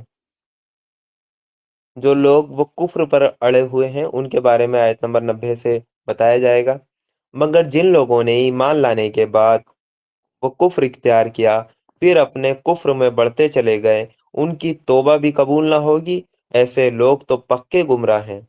یقین رکھو جن لوگوں نے کفر اختیار کیا اور اور اور کفر ہی کی حالت میں جان دی، ان میں سے کوئی اگر اپنے آپ کو سزا سے بچانے کے لیے دھرتی بھر کر بھی سونا بدلے میں دے تو اسے قبول نہ کیا جائے گا۔ ایسے لوگوں کے لیے دردناک سزا تیار ہے اور وہ اپنا کوئی مددگار نہ پائیں گے۔ آیت نمبر 92 سے ہمارا پارہ نمبر 4 اسٹارٹ ہو رہا ہے۔ الحمدللہ 3 پارے ہمارے مکمل ہو چکے ہیں۔ آ- آ- کہ پارہ نمبر 4 جس کا نام ہے لن تنالو بر، یہاں سے یہ پارہ ہمارا اسٹارٹ ہوتا ہے۔ اسکرین شو نہیں ہو رہی ہے، ایک سیکنڈ دیکھ لیتے ہیں کچھ۔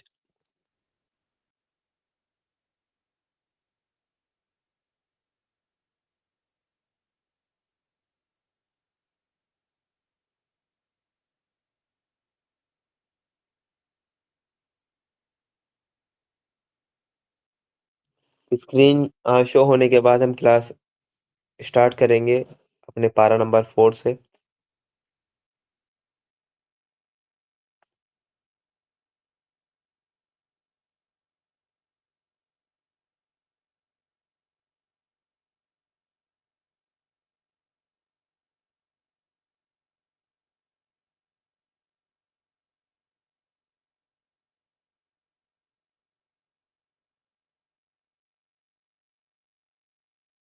پالن ہار کا مطلب ہوتا ہے پالنے پوسنے والا، ہماری خبرگیری رکھنے والا، ہماری دیکھ بھال کرنے والا، اس کو کہتے ہیں پالن ہار۔ تو اللہ تعالیٰ کے لیے پچھلی آیتوں میں یہ ورڈ گزرا تھا، اے پالن ہار، اے ہمیں پالنے والے، ہمیں پالنے پوسنے والے، ہمارے وہ خبرگیری رکھنے والے، ہماری وہ ضرورتوں کو پورا کرنے والے۔ تو ان سب عقیدوں کے لیے پالن ہار بولا جاتا ہے۔ آیت نمبر 92، آیت نمبر 92 بڑی خوبصورت ہے۔ اس میں نیکی کا تصور بتا دیا گیا ہے کہ اصل نیکی کیا ہے۔ نیکی کا درجہ بتا دیا گیا ہے کہ تم جب تک نیکی کے درجے کو پہنچ ہی نہیں سکتے، تم جب تک نیک بنی نہیں سکتے، اللہ تعالیٰ نے بتا دیا۔ اعوذ باللہ من الشیطان الرجیم، بسم اللہ الرحمن الرحیم۔ تم نیکی کو نہیں پہنچ سکتے جب تک کہ اپنی وہ چیزیں خدا کی راہ میں خرچ نہ کرو جنہیں تم عزیز یعنی پریہ رکھتے ہو، اور جو کچھ تم خرچ کرو گے اللہ اس سے بے خبر نہ ہوگا۔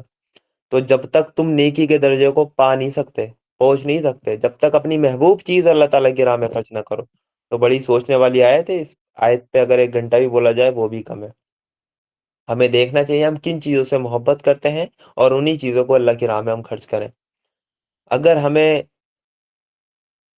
اپنا مال پیارا ہے تو مال کو اللہ کی راہ میں لگا دیں، اولاد پیاری ہے، اولاد سے محبت رکھتے ہیں، اولاد کو اللہ تعالیٰ کی راہ میں لگا دیں۔ اپنی صلاحیتوں پہ ہمیں مطلب غرور ہے، ہمیں ان سے محبت ہے، اپنی ساری صلاحیتوں کو اللہ تعالیٰ کی راہ میں لگا دیں۔ جب تک اللہ کی راہ میں اپنی محبوب چیز آپ وہ خرچ نہ کریں گے، جو ٹائم ہوتا ہے نا، ہم فارغ ٹائم اللہ تعالیٰ کے لیے نکالتے ہیں کہ فری نہیں تھے، فارغ ٹائم یہ اپنی پرائیورٹی کیوں نہیں بناتے اس چیز کو؟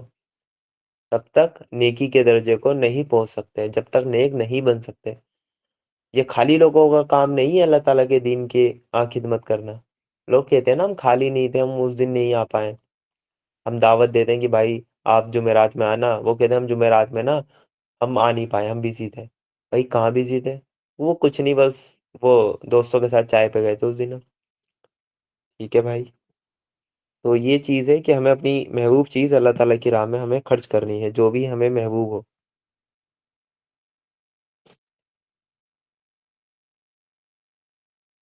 آیت نمبر 93 میں اللہ تعالیٰ نے کہا، کھانے کی یہ ساری چیزیں جو محمد صلی اللہ علیہ وسلم کی شریعت میں حلال ہیں بنی اسرائیل کے لیے حلال تھیں، البتہ کچھ چیزیں ایسی تھیں جنہیں تورات کے اتارے جانے سے پہلے اسرائیل نے خود اپنے لیے حرام کر لیا تھا۔ ان سے کہو اگر تم اپنے اعتراض میں سچے ہو تو لاؤ تورات اور پیش کرو اس کی کوئی عبارت۔ اس کے بعد بھی جو لوگ اپنی جھوٹی گڑی ہوئی باتیں اللہ سے جوڑتے رہے ہیں وہی اصل میں ظالم ہیں۔ وہ کہو اللہ نے جو کچھ کہا ہے سچ کہا ہے، تم کو یکسو ہو کر ابراہیم کے طریقے کی پیروی کرنی چاہیے، اور ابراہیم شرک کرنے والوں میں سے نہ تھا۔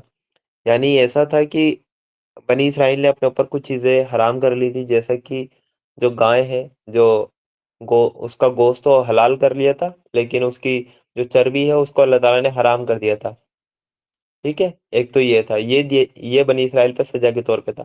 اور کچھ چیزیں ایسی تھی جیسے اونٹ کا گوشت ہے، یعقوب علیہ السلام نے اپنے اوپر، وہ خود نہیں کھاتے تھے، تو اس وجہ سے بنی اسرائیل بھی ان کو فالو کرنے لگی۔ تو اللہ تعالیٰ نے کہتے ہیں کہ جو محمد صلی اللہ علیہ وسلم کی شریعت میں چیزیں حلال تھیں وہی ان کی شریعت میں بھی حلال تھی، لیکن کچھ چیزیں ہیں جو کہ یعقوب علیہ السلام نے وہ پسند نہیں کی تھی، لیکن وہ حرام سے اس کا کوئی تعلق ایسا نہیں تھا اتنا بڑا۔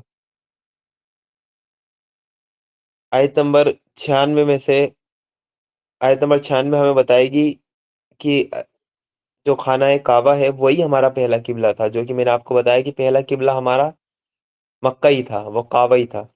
آیت نمبر 96 میں اللہ تعالیٰ ہمیں یہی بتائیں گے، بے شک سب سے پہلی عبادت گاہ جو انسانوں کے لیے بنائی گئی وہ وہی ہے جو مکہ میں ہے، اس کو بھلائی اور برکت دی گئی تھی اور تمام جہان والوں کے لیے ہدایت کا مرکز بنایا گیا تھا۔ آدم علیہ السلام نے اس کعبہ کی بنیاد رکھی تھی، تو پہلی عبادت گاہ دنیا میں جو بنی وہ مکہ ہے۔ پھر اللہ تعالیٰ نے کہا آگے، اس میں کھلی ہوئی نشانیاں ہیں، ابراہیم کی عبادت کی جگہ ہے، اور اس کا حال یہ ہے کہ جو اس میں داخل ہوا محفوظ ہو گیا۔ لوگوں پر اللہ کا یہ حق ہے کہ اس گھر تک پہنچنے کی طاقت رکھتا ہو وہ اس کا حج کرے، اور جو کوئی اس حکم کی پیروی سے انکار کرے اسے معلوم ہو جانا چاہیے اللہ تمام دنیا والوں سے بے نیاز ہے۔ تو یہ حج کی فرضیت کا بھی حکم ہے کہ جس کے پاس اتنی طاقت ہے، استطاعت ہے کہ وہ مکہ تک پہنچنے کی طاقت رکھتا ہو تو اس پر حج فرض ہے، اس کو حج کرنا چاہیے۔ آج ہمارے معاشرے میں لوگوں کے پاس تمام وہ دولت ہے اور حج کی نعمت سے وہ محروم ہے، اس کا مطلب وہ گنہگار ہیں۔ استطاعت ہونے کے بعد بھی حج نہ کرنا یہ گناہ گار، یہ مطلب کہ گناہ ہے، گناہ کبیرہ ہے۔ استطاعت نہیں ہے تو ابھی آپ پہ حج مطلب فرض نہیں ہوا ہے۔ ہم دیکھتے ہیں کہ لوگ سمجھتے ہیں کہ پہلے سب بچوں کا نکاح ہو جائے، ان کا یہ ہو جائے، ان کا وہ ہو جائے، پھر حج کریں گے، اور پیسہ ان پہ تمام ہوتا ہے، گھر بنانے میں لگے پڑے ہیں، زمینیں خریدنے میں لگے پڑے ہیں، حج کریں گے بالکل لاسٹ میں بڑھاپے میں، جب وہ چلا بھی نہیں جاتا ویل چیئر پہ حج کرتے ہیں۔ بھائی اللہ تعالیٰ کو جوانی کی عبادت پسند ہے، جوانی میں اللہ تعالیٰ نے پیسہ دیا ہے، حج کر کے آئے ہیں آپ۔ یہ بچوں کی شادی کریں، ان کے بچوں کی شادی کریں، ان چکروں میں نہ پڑیں۔ یہ اگر حج فرض ہو گیا تو تبھی آپ کو حج ترنت کرنا ہے۔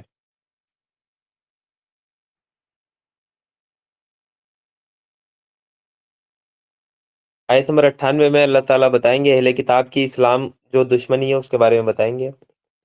وہ کہو اے کتاب والو، کیوں اللہ کی باتیں مانے، اے کتاب والو تم کیوں اللہ کی باتیں کی ماننے سے انکار کرتے ہو؟ جو حرکتیں تم کر رہے ہو اللہ سب کچھ دیکھ رہا ہے۔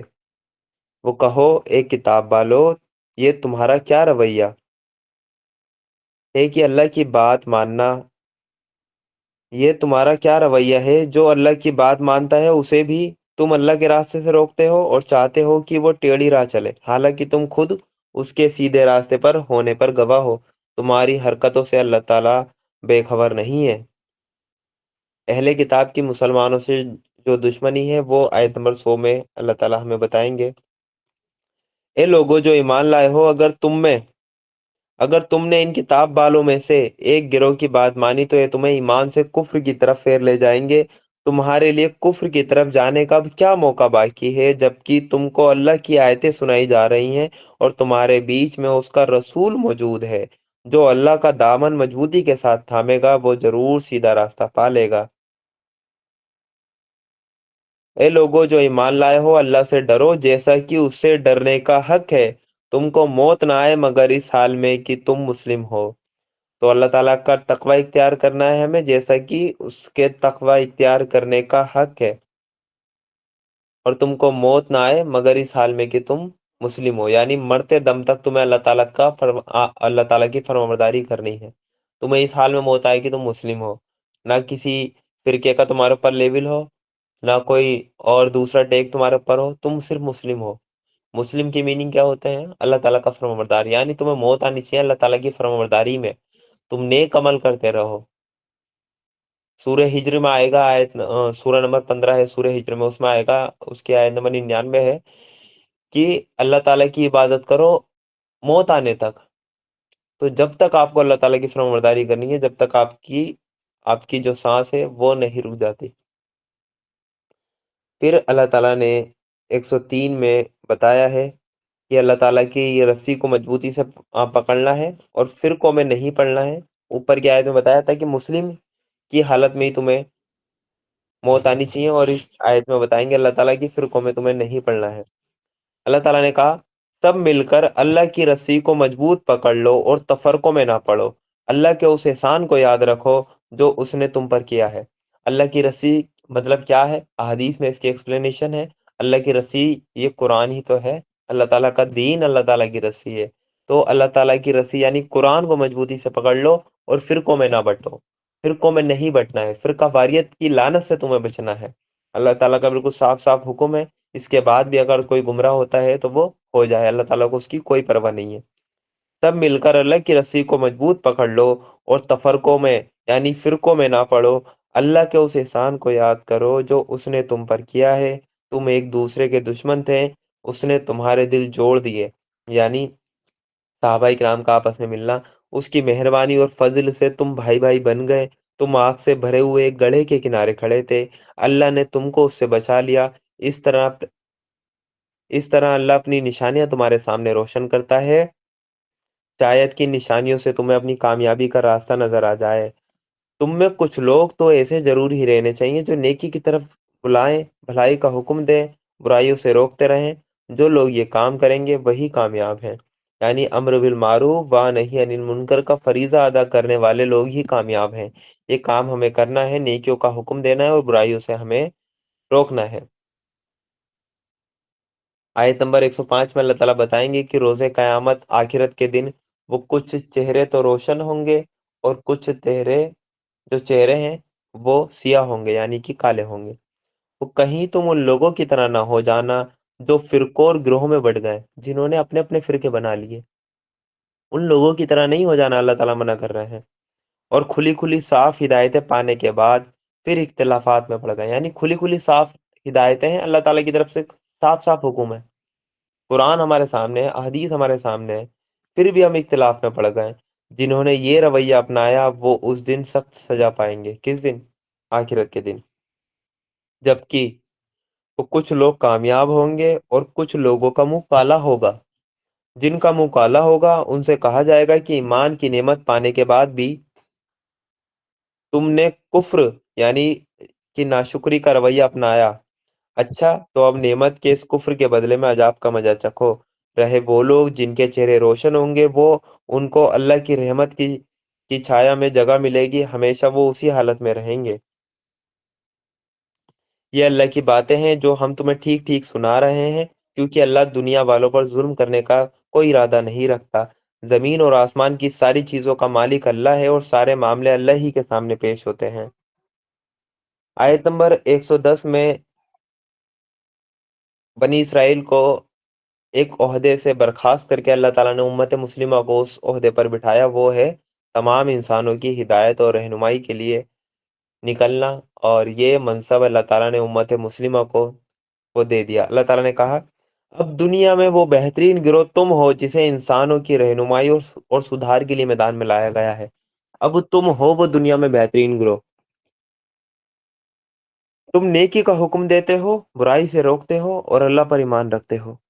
یہ کتاب والے ایمان لاتے تو انہی کے حق میں اچھا تھا، حالانکہ ان میں وہ کچھ لوگ ایمان والے بھی پائے جاتے ہیں مگر ان میں زیادہ تر لوگ نافرمان ہیں۔ تو یہاں پہ جو فریضہ دیا گیا ہے، بہترین امت ہمیں اس لیے کہا گیا ہے کیونکہ اس کے آگے وہ ریزن بھی بتا دیا گیا۔ نیکی کا حکم دیتے ہیں، برائی سے روکتے ہیں اور اللہ پر ایمان رکھتے ہیں، تب ہم بہترین امت۔ اگر ہم یہ کام نہ کریں تو ہم بہترین امت نہیں ہیں، پھر ہم بدترین امت بن جاتے ہیں۔ نیکی کا حکم دینا کیا ہے؟ کیا آپ کہہ رہے ہیں کسی سے کہ بھائی نماز پڑھیں؟ کیا یہ آپ نے حکم دیا؟ نہیں، یہ تو آپ نے دعوت دی، یہ تو نیکی کی دعوت دی آپ نے۔ آپ نے کسی سے کہا بھائی شراب نہ پی، یہ کیا ہے؟ یہ نیکی کی دعوت دی، یہ دعوت الخیر ہے، جو آیت نمبر 104 میں آئی تھی، نیکی کی طرف دعوت دے۔ تو یہ کام بھی کرنا ہے، لیکن اس امت کا جو فریضہ ہے وہ ہے حکم دینا۔ ایک ایک حکم ہوگا کہ کل سے دارو بند، تو شراب بند اگلے ہی سیکنڈ، یہ ہوتا ہے حکم۔ برائی سے روکنا کیا ہوتا ہے؟ کل سے جنا کے اڈے نہیں چلیں گے، تو کل سے کوئی بھی جنا کا اڈا نہیں کھلے گا، جنا کاری پوری طرح بند۔ یہ کب ہوگا؟ جب تمہارے پاس طاقت ہوگی، جب تمہارے پاس حکومت ہوگی، تب تم یہ امت مسلمہ کا فریضہ انجام دے پاؤ گے۔ بنا طاقت کے فریضہ انجام نہیں دے پاؤ گے، حکم نہیں دے پاؤ گے۔ ابھی صرف آپ سفارش کر سکتے ہو، نیکی کی دعوت دے سکتے ہو، جب تک اقتدار یا پاور میں نہیں ہو۔ لیکن پاور میں آنے کے بعد ہی تم یہ حکم دینے کی طاقت تم اپنے اندر رکھو گے، کہ ایک حکم دو گے اور وہ کام وہاں پر امپلیمنٹ ہو جائے گا۔ پھر اللہ تعالیٰ نے آیت نمبر 111 میں اللہ تعالیٰ نے کہا، یہ تمہارا کچھ بگاڑ نہیں سکتے، زیادہ سے زیادہ بس وہ کچھ ستا سکتے ہیں۔ اگر یہ تم سے لڑیں گے تو مقابلے میں پیٹھ دکھائیں گے۔ کون؟ یہودی۔ پھر ایسے بے بس ہوں گے کہ کہیں سے ان کو مدد نہ ملے گی۔ ہم دیکھ چکے فلسطین میں، یہ آمنے سامنے کی لڑائی میں پیٹھ دکھا دیتے ہیں، اور انہوں نے دکھائی بھی ہے۔ یہ جہاں بھی پائے گئے، ان پر ذلت کی مار ہی پڑی۔ وہ کہیں اللہ کے ذمے یا انسانوں کے ذمے میں پناہ مل گئی تو اور بات ہے، یعنی کسی انسانوں کے پیچھے دبک کے وار کرنا آتا ہے۔ آج بھی جو اسرائیل ہے وہ بچا ہوا ہے امریکہ کی گود میں، وہ بیٹھا ہوا ہے، اس لیے وہ بچا پھر رہا ہے، ورنہ اس کا کب کا نام و نشان اس کا مٹا دیا جاتا۔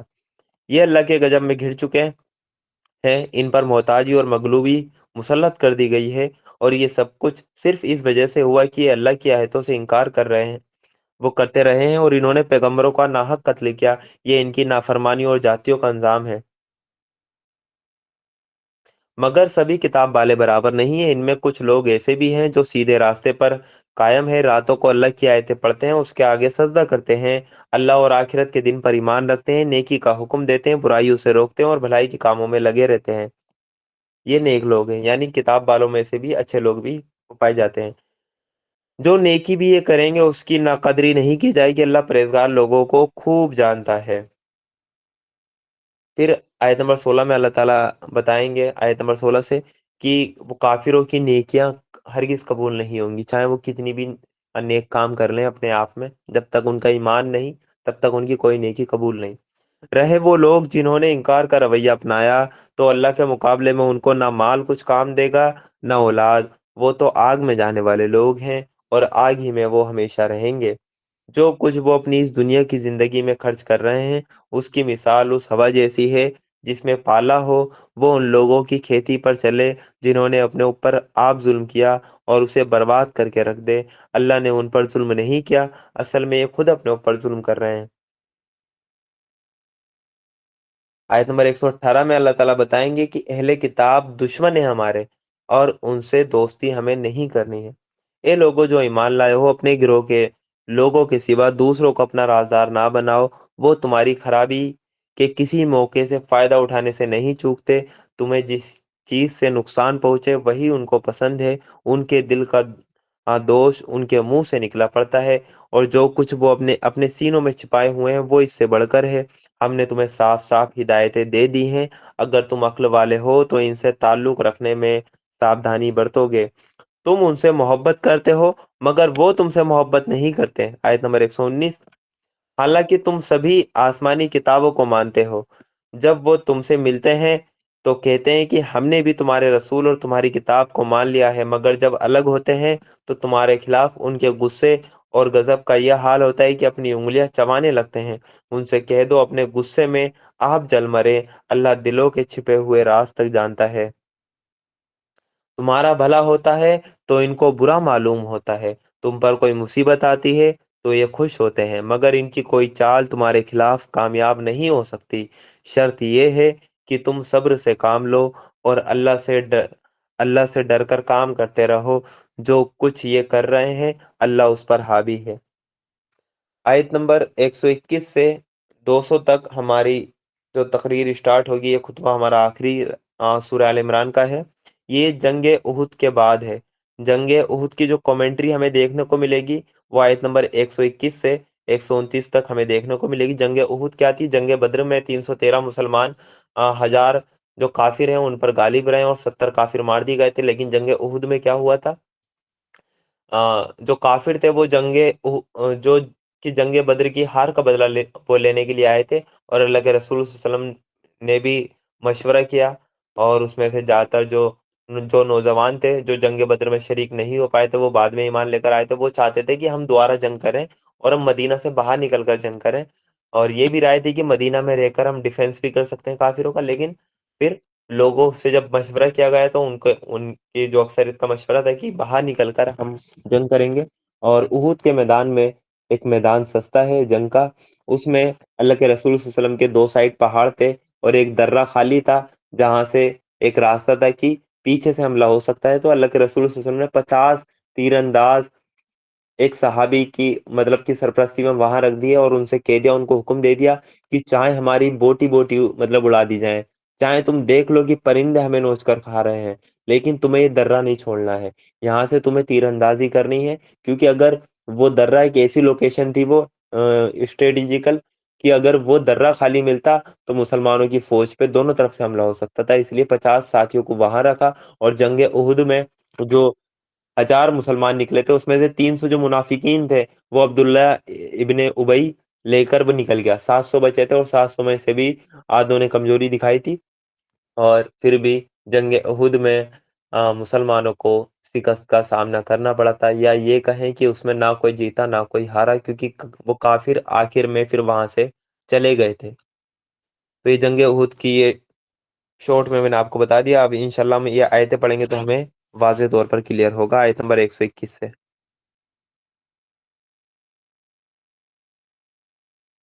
اے پیغمبر، مسلمانوں کے سامنے اس موقع کی چرچا کرو جب تم صبح سویرے اپنے گھر سے نکلے تھے اور احد کے میدان میں مسلمانوں کو جنگ کے لیے جگہ جگہ تعینات کر رہے تھے۔ اللہ ساری باتیں سنتا ہے اور وہ بہت ہی خبر رکھنے والا ہے۔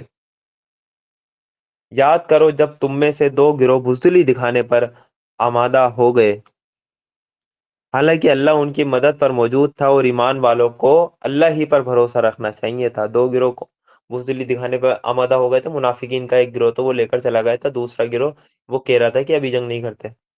آخر اس سے پہلے بدر کی لڑائی میں اللہ تمہاری مدد وہ کر چکا تھا، حالانکہ اس وقت تم بہت کمزور تھے۔ بدر میں تو تم بہت کمزور تھے، اس وقت بھی تو اللہ تعالیٰ نے مدد کی تھی۔ اس لیے تم کو چاہیے کہ اللہ کی ناشکری سے بچو، امید ہے کہ اب تم شکر گزار بنو گے۔ اے نبی صلی اللہ علیہ وسلم، یاد کرو جب تم ایمان والوں سے کہہ رہے تھے، کیا تمہارے لیے یہ بات کافی نہیں ہے کہ اللہ 3000 فرشتے اتار کر تمہاری مدد کرے؟ بے شک اگر تم صبر سے کام لو اور اللہ سے ڈرتے ہوئے کام کرو تو جس وقت دشمن تمہارے اوپر چڑھ کر آئیں گے، اسی وقت تمہارا رب 3000 نہیں 5000 نشانے والے فرشتوں سے تمہاری مدد کرے گا۔ یہ بات اللہ نے تمہیں اس لیے بتا دی کہ تم خوش ہو جاؤ اور تمہارے دل مطمئن ہو جائیں۔ فتح اور مدد جو کچھ بھی ہے اللہ کی طرف سے ہے، جو بڑی طاقت والا اور سوجھ بوجھ والا ہے، اور یہ مدد وہ تمہیں اس لیے دے گا تاکہ کفر کی راہ چلنے والوں کا ایک بازو کاٹ دے اور ان کو ایسی رسوا کن شکست دے کہ وہ ناکامی کے ساتھ پسپا ہو جائیں۔ اے پیغمبر صلی اللہ علیہ وسلم، فیصلے کے اختیاروں میں تمہارا کوئی حصہ نہیں۔ اللہ کو اختیار ہے، چاہے انہیں معاف کرے چاہے انہیں سزا دے، کیونکہ وہ ظالم ہے۔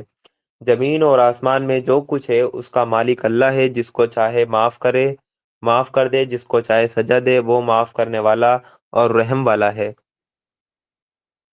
اے لوگو جو ایمان لائے ہو، یہ بڑھتا اور چڑھتا سود کھانا چھوڑ دو اور اللہ سے ڈرو، امید ہے کہ کامیابی پاؤ گے۔ یہ اللہ تعالیٰ نے سود کے بارے میں بیچ میں ایک حکم وہ نازل کیا ہے آیت نمبر 130 میں، کہ بڑھتا وہ چڑھتا سود مت کھاؤ، یعنی کمپاؤنڈ انٹرسٹ، سود کے اوپر سود وہ لگتا رہتا ہے۔ آیت نمبر 131 میں اللہ تعالیٰ نے کہا، اس آگ سے بچو جو حق کے انکاریوں کے لیے جٹائی گئی ہے۔ اب اہل جو ایمان ہیں ان کو اللہ تعالیٰ کی طرف سے ہدایت دی گئی ہے، بڑی قیمتی یہ ہدایت ہے۔ اور اللہ اور اس کے رسول کا حکم مان لو، امید ہے کہ تم پر رحم کیا جائے گا۔ دوڑ کر چلو اس راہ پر جو تمہارے رب کی بخشش اور اس جنت کی طرف جاتی ہے جس کا پھیلاؤ زمین اور آسمان جیسا ہے، اور وہ اللہ سے ڈرنے والے ان لوگوں کے لیے تیار کی گئی ہے جو ہر حال میں اپنا مال خرچ کرتے ہیں، ہر حال میں خرچ کرتے ہیں مال، چاہے غریب ہو وہ، چاہے ان کے پاس، وہ اگر ان کے پاس چاہے 10 روپے ہو تو 5 روپے اللہ کی راہ میں خرچ کرتے ہیں۔ وہ ہر حال میں اپنا مال خرچ کرتے ہیں، چاہے برے حال میں ہو یا اچھے حال میں۔ جو غصے کو پی جاتے ہیں دوسرے کی غلطیوں کو معاف کر دیتے ہیں، غصے کو پی جاتے ہیں دوسرے کی غلطیوں کو معاف کر دیتے ہیں، ایسے نیک لوگ اللہ کو بہت پسند ہے۔ اور جن کا حال یہ ہے کہ اگر کبھی کوئی فحش یعنی اశ్లీل کام ان سے ہو جاتا ہے یا کسی گناہ میں پڑھ کر وہ اپنے پر ظلم کر بیٹھتے ہیں تو فوراً انہیں اللہ یاد آ جاتا ہے، یعنی فوراً توبہ کر لیتے ہیں اور اس سے وہ اپنے قصوروں کی معافی چاہتے ہیں، کیونکہ اللہ کے سوا اور کون ہے جو گناہ معاف کر سکتا ہو، اور وہ جانتے پوچھتے اپنے کیے پر کبھی نہیں رہتے۔ ایسے لوگوں کا بدلہ ان کے رب کے پاس یہ ہے کہ وہ ان کو معاف کر دے گا، اور ایسے باغوں میں انہیں داخل کرے گا جن کے نیچے نہریں بہتی ہوں گی، وہاں وہ ہمیشہ رہیں گے۔ کیسا اچھا بدلہ ہے اچھے کام کرنے والوں کے لیے۔ تم سے آپ پہلے بہت سے دور گزر چکے ہیں، اور زمین میں چل پھر کر دیکھ لو کہ ان لوگوں کا کیا انجام ہوا جنہوں نے اللہ کے احکام اور ہدایتوں کو جھٹلایا۔ یہ لوگوں کے لیے ایک صاف اور کھلی تنبیہ ہے، جو اللہ سے ڈرتے ہوں ان کے لیے ہدایت اور نصیحت ہے۔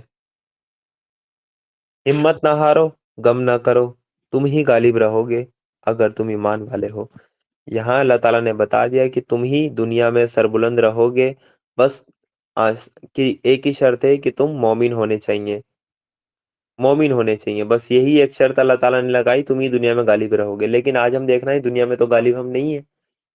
اس کا مطلب یا تو اللہ کا کلام جھوٹا ہے یا ہم مومن نہیں ہیں۔ آپ بتائیں دونوں میں سے آپ کسے مانیں گے؟ کیا اللہ تعالیٰ کا کلام جھوٹا ہے؟ نہیں نا۔ تو اللہ تعالیٰ کہنا ہے ہمت نہ ہارو، غم نہ کرو، تم ہی غالب رہو گے اگرچہ تم ایمان والے ہو، مومن ہو۔ تو اللہ تعالیٰ تو جھوٹ نہیں بول رہا، اس کا مطلب ہم مومن نہیں ہیں۔ اگر ہم مسلمان مومن ہوتے تو دنیا میں سربلند ہم ہوتے، آج دنیا میں کہیں ہماری وہ کوئی عزت نہیں ہے۔ اس کا مطلب ہم مومن نہیں ہے، تو ہمیں اللہ تعالیٰ کے حضور توبہ کر کے سچا پکا مومن ہمیں بننا چاہیے۔ پھر آیت نمبر 140 میں اللہ تعالیٰ نے کہا اس وقت اگر تمہیں چوٹ لگی ہے تو اس سے پہلے ایسی ہی چوٹ تمہارے دشمنوں کو بھی لگ چکی ہے۔ یہ تو زمانے کے اتار چڑھاؤ ہیں جنہیں ہم لوگوں کے بیچ وہ گردش دیتے رہتے ہیں، وہ یعنی جنگ احد میں جو مسلمانوں کو ہار کا سامنا کرنا پڑا تھا۔ تم پر یہ وقت اس لیے لایا گیا ہے کہ اللہ دیکھنا چاہتا ہے کہ تم میں سچے ایمان والے کون ہیں، اور ان لوگوں کو چھانٹ لینا چاہتا ہے جو حقیقت میں سچائی کے گواہ ہوں، کیونکہ ظالم لوگ اللہ کو پسند نہیں، اور وہ اس آزمائش کے ذریعے سے ایمان والوں کو الگ چھانٹ کر حق کا انکار کرنے والوں کو وہ کچل دینا چاہتا ہے۔ کیا تم نے یہ سمجھ رکھا ہے کہ یوں ہی جنت میں چلے جاؤ گے؟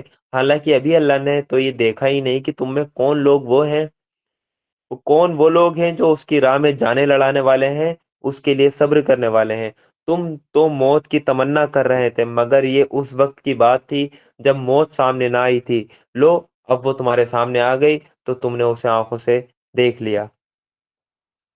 آیت نمبر 144 سے انشاءاللہ ہم آگے اس کو کل ہم کنٹینیو کریں گے۔